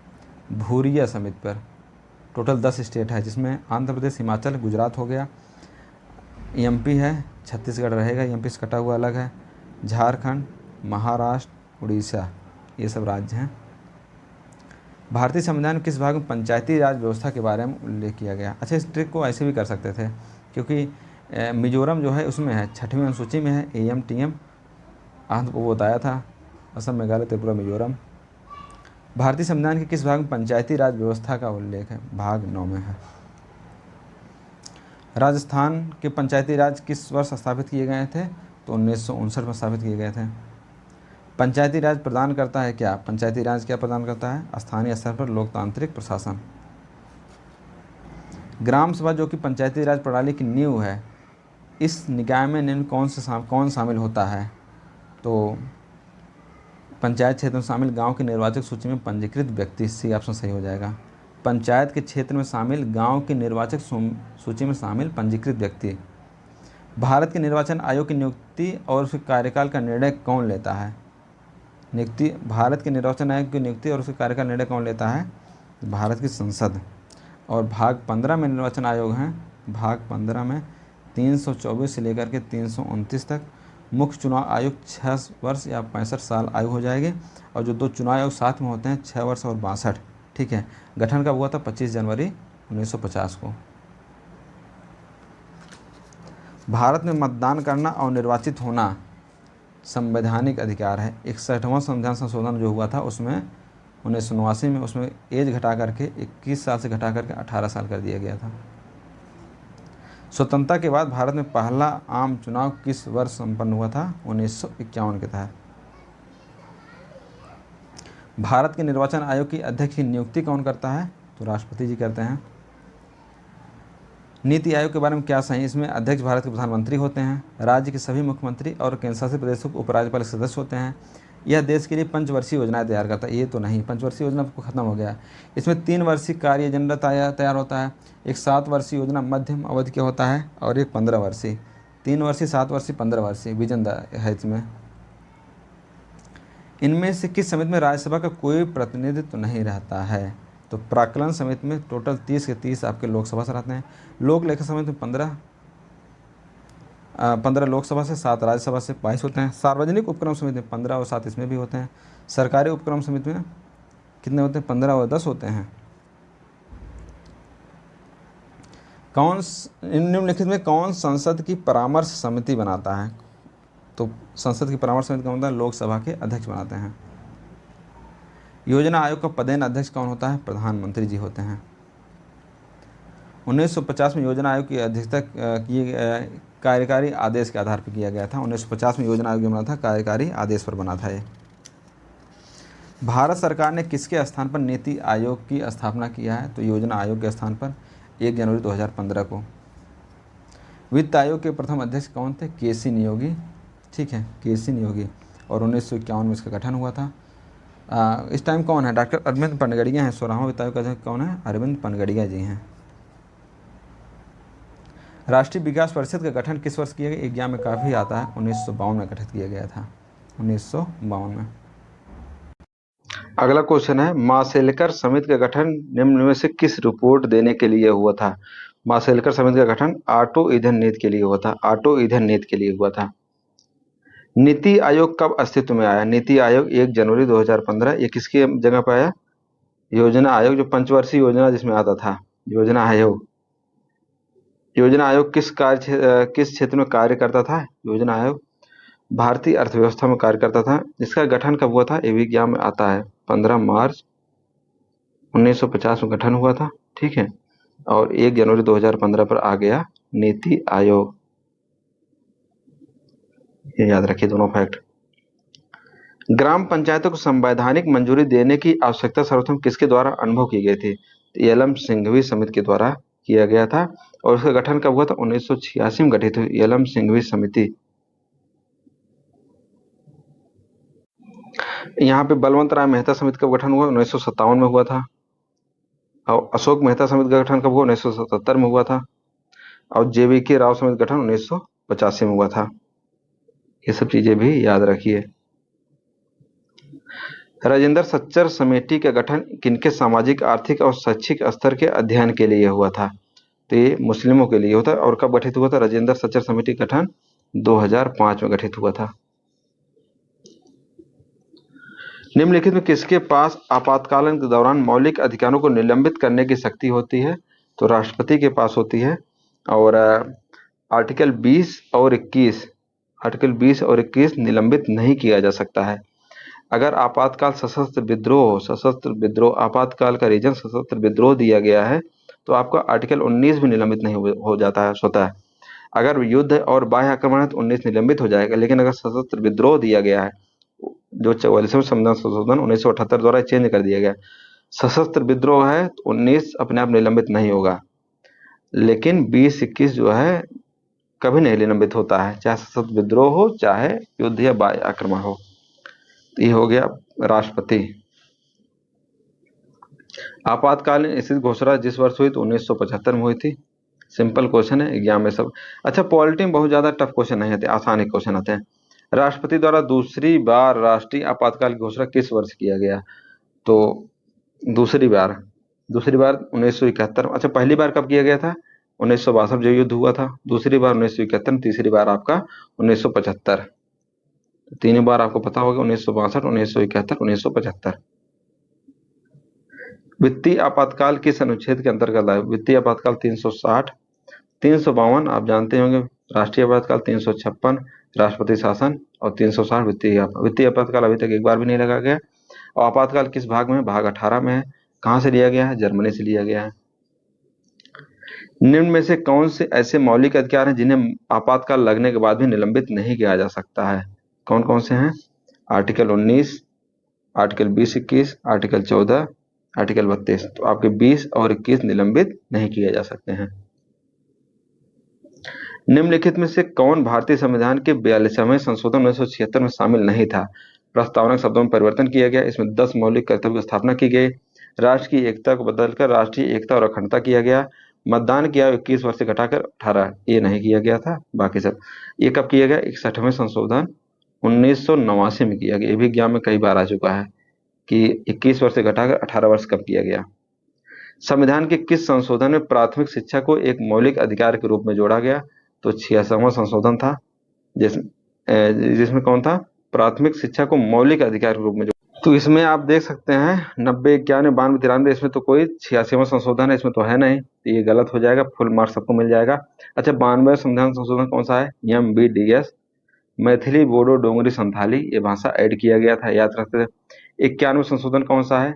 मंत्री की सीमा जो है, मंत्री की सीमा 15% होनी चाहिए, ठीक है, 15%, लेकिन मिनिमम आपका 12% होना चाहिए। 15% या मिनिमम 12 होना चाहिए। किस वर्ष पांडिचेरी को भारतीय सीमा में मिला लिया गया था? किसमें? 1962 में मिलाया गया था। और हाँ ठीक है, इसमें इतना ही, 1962 में। कौन से संशोधन अधिनियम ने भारतीय संविधान की प्रस्तावना में परिवर्तन कर दिया गया?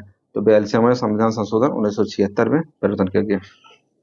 भारत के कौन से संवैधानिक संशोधन में सिंधी 8वीं अनुसूची को 15वीं भाषा के रूप में शामिल किया गया? तो 21वें संशोधन में। अच्छा, थोड़ा बता ही देते इसमें। 21वें संशोधन जब हुआ उसमें 1967 में, उसमें सिंधी शामिल किया गया, सिंधी। 71वां संशोधन हुआ, 71वां संशोधन 1992 में। इसमें कोंकणी, मणिपुरी, नेपाली, कोंकणी, मणिपुरी और नेपाली 3 भाषा को ऐड किया गया। और जब 92वां संशोधन हुआ 2003 में, तब MBDS, मैथिली, बोडो, डोंगरी, संथाली 4 भाषा ऐड किया गया। 71वें में कौन कौन सा? कोंकणी, मणिपुरी और नेपाली। और 21वें में सिंधी। यहाँ पे सही आंसर 21वां, देखा 2016 में आया हुआ था क्वेश्चन। यार ओके।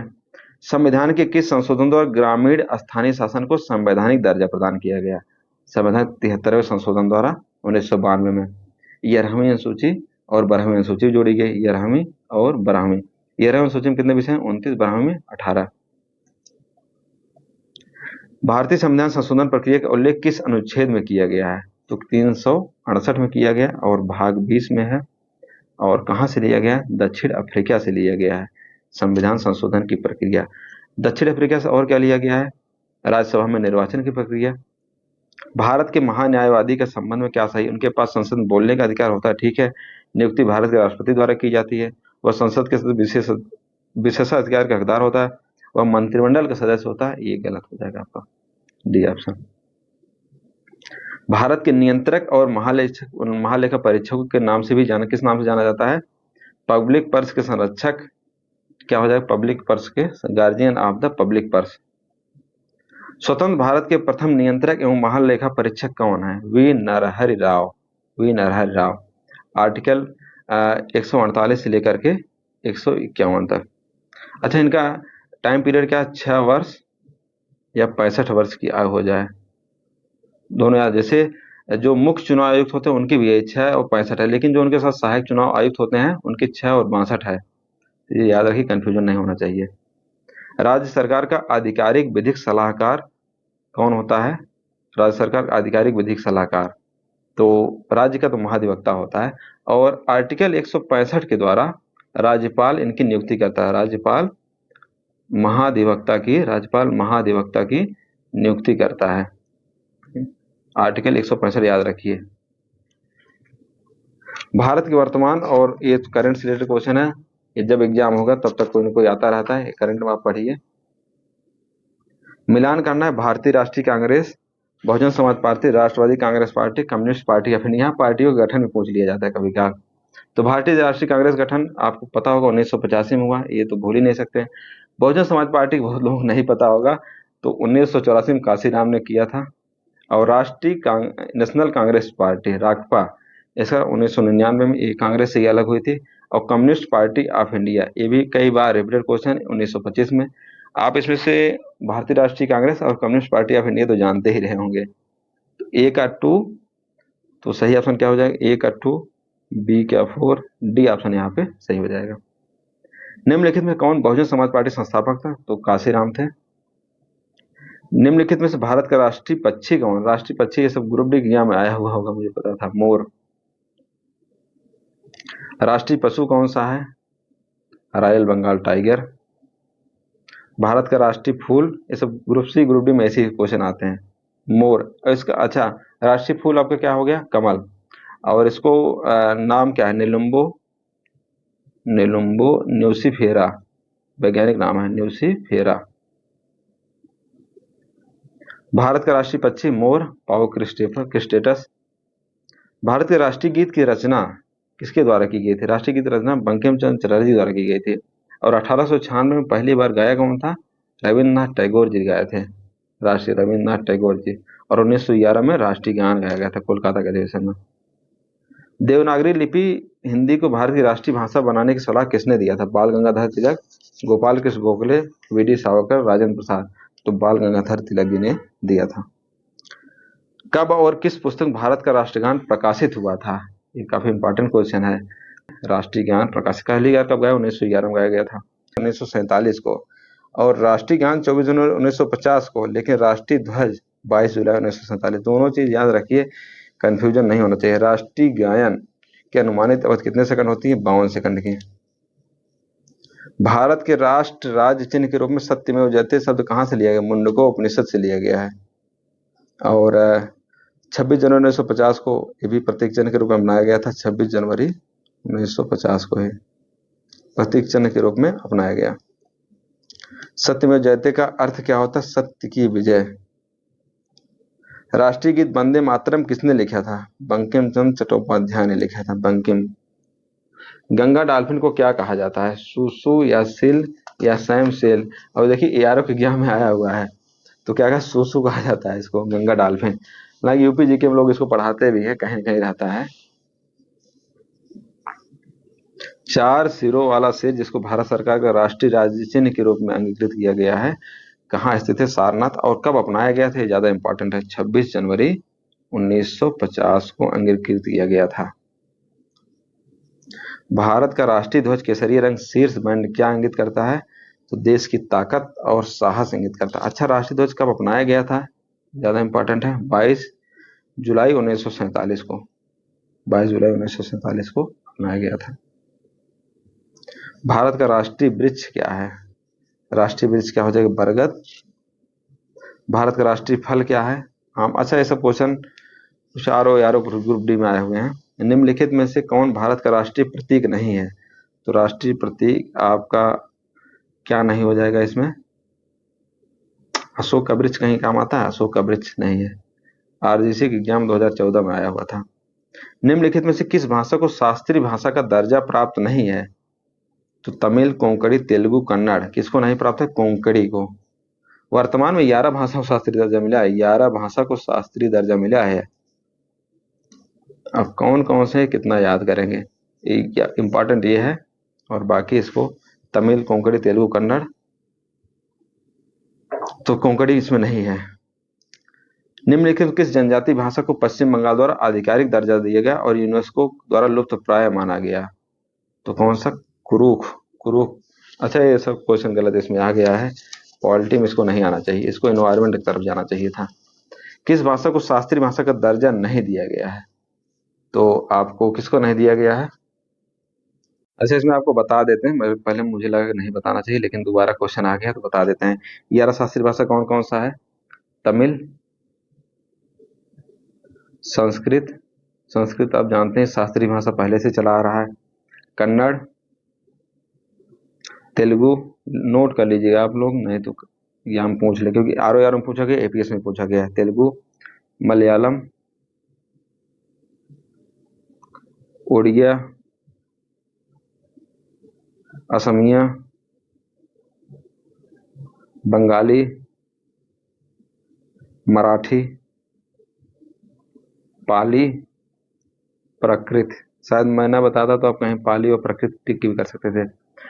तमिल, संस्कृत, कन्नड़, तेलुगु, मलयालम, उड़िया, असमिया, बंगाली, मराठी और पाली और प्राकृत। 1 2 3 4 5 6 7 8 9 10 और 11 भाषाएं हो गए। उड़िया, बंगाली, इसमें कौन सा नहीं है? तमिल तो नहीं इसमें है, तमिल है, तेलुगु है, उड़िया है और अब बंगाली। अच्छा, ये पहले का था, अब तो मिल गया, 11 हो गया, चारों सब सही है। पहले क्वेश्चन था, अब 11 भाषा है, 11 शास्त्रीय भाषा। निम्नलिखित के राज्यों में कोंकणी भाषा बोली जाती है? कोंकणी कहाँ कहाँ बोली जाती है आपको? महाराष्ट्र और गोवा में कोंकणी भाषा बोली जाती है। 2003 भारतीय संविधान के 92वें संविधान संशोधन द्वारा 8वीं अनुसूची में किन 3 भाषाओं को सम्मिलित किया गया? तो आपको बताया था 92वें संशोधन में MBDS, मैथिली, बोडो, डोगरी, संथाली। देख लीजिए, सी ऑप्शन सही हो जाएगा। बड़ा क्वेश्चन हो गया है। नीचे दिए कथन में प्रथम कथन है, प्रधानमंत्री राज्य के प्रमुख होते हैं तथा देश के सर्वोच्च और औपचारिक प्राधिकारी होते हैं, पहला क्वेश्चन। दूसरा है, राष्ट्रपति सरकार के प्रमुख होते हैं और सभी सरकारी शक्तियों का प्रयोग करते हैं। इसमें कौन सा विकल्प सबसे उपयुक्त है, पहला, दूसरा या दूसरा तीसरा? तो पहला गलत हो जाए, क्योंकि प्रधानमंत्री राज्य के प्रमुख नहीं होता है। दूसरे में सभी सरकारी शक्तियों का प्रयोग तो प्रधानमंत्री करते हैं, राष्ट्रपति करते नहीं, तो दोनों कथन गलत हो जाएंगे। हमारे राष्ट्र में अनेकता में एकता का समारोहोत्सव मनाने के उद्देश्य से निम्नलिखित किस कार्यक्रम का शुभारंभ किया गया है? एक भारत श्रेष्ठ भारत का शुभारंभ किया गया है। निम्नलिखित में से कौन संयुक्त राष्ट्र की आधिकारिक भाषाओं का सही संयोजन है? आधिकारिक भाषाओं का संयुक्त राष्ट्र का, इसमें अंग्रेजी, फ्रेंच, स्पेनिश। अच्छा, कौन कौन सी भाषा है लिख ही देते हैं। अरबी, चीनी, अंग्रेजी, फ्रेंच, रूसी और स्पेनिश। अरबी, चीनी, अंग्रेजी, फ्रेंच, रूसी, स्पेनिश। निम्नलिखित में कौन सा कार्य आपराधिक विधि का उल्लंघन करते हैं? चोरी, किराया संबंधी मामला, तलाक के मामले, हत्या, उत्पीड़न। तो आपका चोरी हो जाएगा, मर्डर हो जाएगा और आपका उत्पीड़न हो जाएगा। तलाक और किराया संबंधी मामला तो दीवानी में चला जाएगा। तो सही क्या हो जाएगा? ADE, सी ऑप्शन सही हो जाएगा। द्विशासन का क्या अर्थ है? एक शक्तिशाली देश का एक गरीब देश पर नियंत्रण, तानाशाह द्वारा शासित लोगों का एक छोटे समूह देश पर नियंत्रण, एक सरकार जिसमें सत्ता 2 शासक निहित होती है, आपका डी, एक सरकार जिसमें सत्ता 2 शासकों निहित होती है। द्वैध शासन के जनक कौन माना जाए? लियोनस कार्टिस। द्वैध शासन के जनक लियोनेल कार्टिस। अच्छा, 1935 अधिनियम से क्या आया था? केंद्र में। 1919 से क्या आया था? प्रांतों में द्वैध शासन। भारत की पहली महिला कैबिनेट मंत्री कौन थे? राजकुमारी अमृता कौर, पहले ही बता दिए थे। भारत में लोकपाल और लोकायुक्त कार्यालय निम्नलिखित किस पर आधारित होता है? तो स्कैंडिनेवियन के लोकपाल पर आधारित है। इसमें 5 और 70 है, 5 वर्ष या 70 वर्ष, ठीक है, या तो 70 एज हो जाए या तो 5 वर्ष पूरा कार्यकाल। निम्नलिखित भारत के किस राज्य में आजादी के बाद पहली बार एक गैर कांग्रेसी संगठन गठन हुआ? तो केरल में सरकार बनी थी गैर कांग्रेसी। प्रधानमंत्री कौन बना था? मोरारजी देसाई। जिनको पाकिस्तान का उच्च सम्मान मिला है। भारतीय जनसंख्या 124 से जो हाल में व्यापक चर्चा में रहा, किसके लिए है? राजद्रोह के लिए। उस टाइम करंट में था, क्वेश्चन आ गया। किस वर्ष भारतीय सैन्य दल ने पुर्तगालियों से गोवा दमन दीव को विमुक्त कराया? तो 1961 में विमुक्त कराया, ऑपरेशन विजय। ऑपरेशन हैदराबाद में कौन सा चलाया गया था? ऑपरेशन पोलो। आर्थिक एवं सामाजिक योजना किस सूची में है? तो समवर्ती सूची में है। हैदराबाद राज्य को भारतीय गणराज्य का हिस्सा बनाने के लिए सरदार पटेल ने कौन सा ऑपरेशन चलाया? ऑपरेशन पोलो। भारत सरकार की संघीय संरचना निम्नलिखित किसे प्रदान करती है? संघीय संरचना त्रिस्तरीय प्रणाली। 26 अक्टूबर 1947 को भारतीय इतिहास में एक महत्वपूर्ण तारीख है। तो महत्वपूर्ण तारीख किस लिए है 26 अक्टूबर को? हरि सिंह ने इंस्ट्रूमेंट ऑफ एक्सटेंशन पर हस्ताक्षर किए थे। ये सब समय अब चला गया, लेकिन Maharaja Hari Singh signing the instrument of accession. बधुआ मजदूर प्रथा उन्मूलन अधिनियम कानून बद्ध हुआ 1976 में। 42वां संविधान संशोधन 1976 याद है कि नहीं? झारखंड राज्य कब बना? अच्छा, ये क्वेश्चन बड़ा कंफ्यूजन होता है। सीयूजी नंबर आप जानते हैं नहीं, जो सरकारी कानून मिलता है, जैसे हम लोगों को सीयूजी नंबर मिलता है, तो उसको फोन करेगा तो उनको पता चलेगा किसका फोन आया। सीयूजी, तो जी की जगह की जे कर दिए। छत्तीसगढ़, उत्तराखंड, झारखंड 1915। नहीं तो बड़ा कंफ्यूजन होता है डेट में, सही बता रहा हूँ, आप लोग देख लीजिए। और क्लास कितने बजे रिकॉर्ड कर रहा हूँ आप जानते हैं नहीं? 1:41 रात का समय हो रहा है। 266 खाद्य सुरक्षा विभाग भारत में किस केंद्रीय मंत्रालय के अधीन है? श्रम एवं रोजगार मंत्रालय के अधीन। ये हुआ आपका खत्म। इसका पीडीएफ जो है आपको टेलीग्राम पे और एप्लीकेशन मिल जाएगा। Thank you, best of luck, best wishes, नमस्कार। और आप लोग अच्छे से तैयारी कीजिए और खूब मेहनत कीजिए, अधिकारी बनिए।